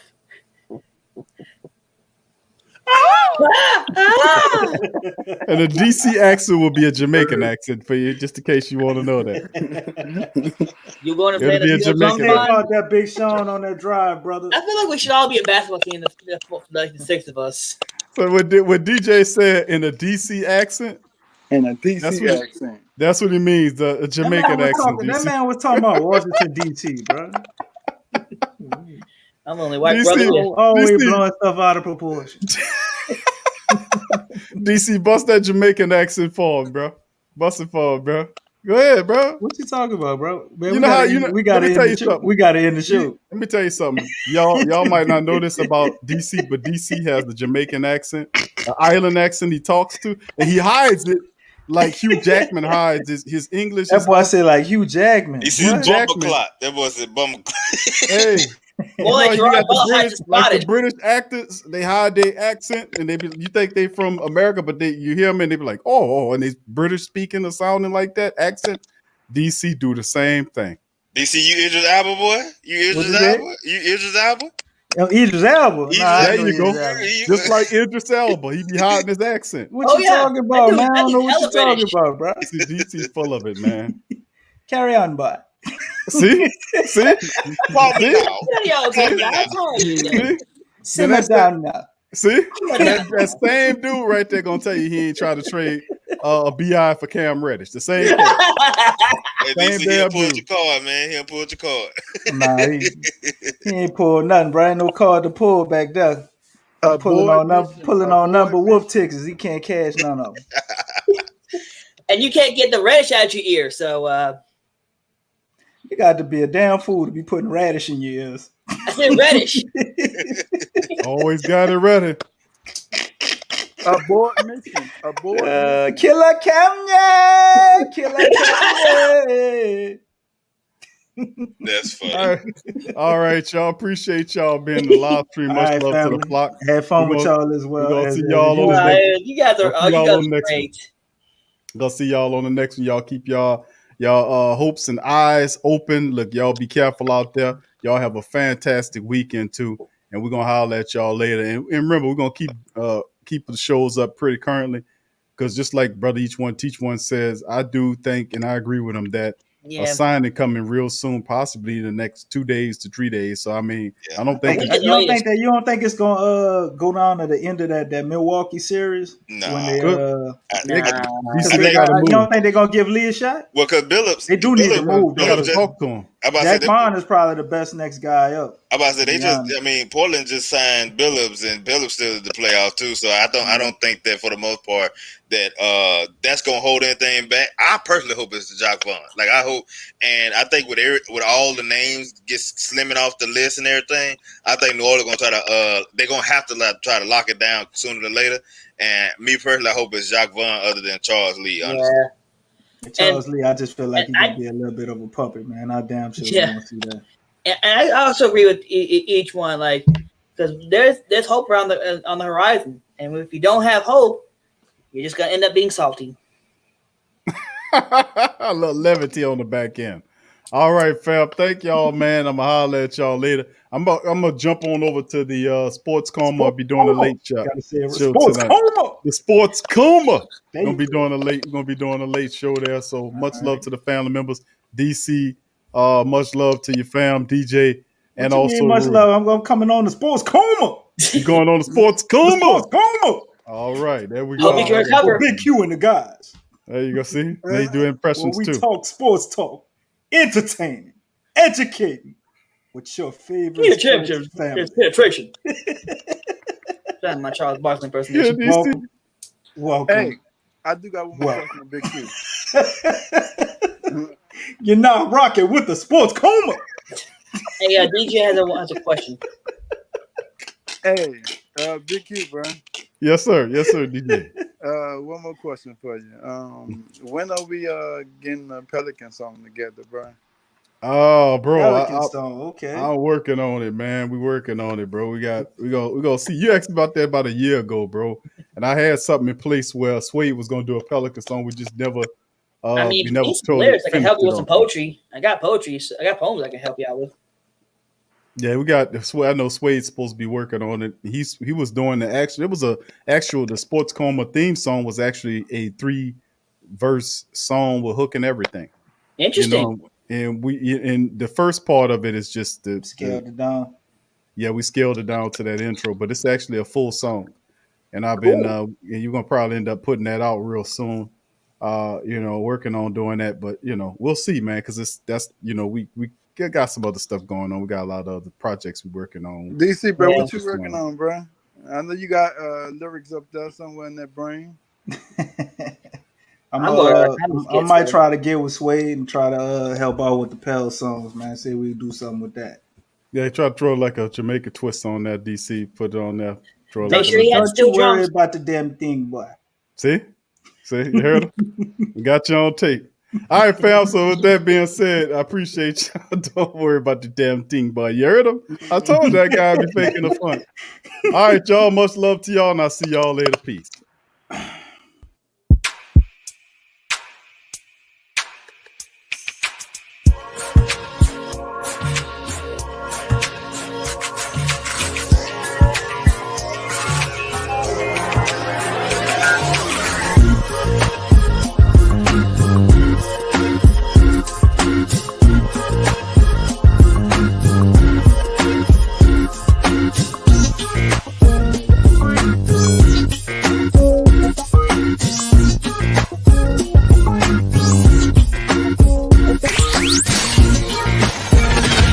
You're listening to the Pelicans postgame report on the PRO Media Network for all things Pelicans.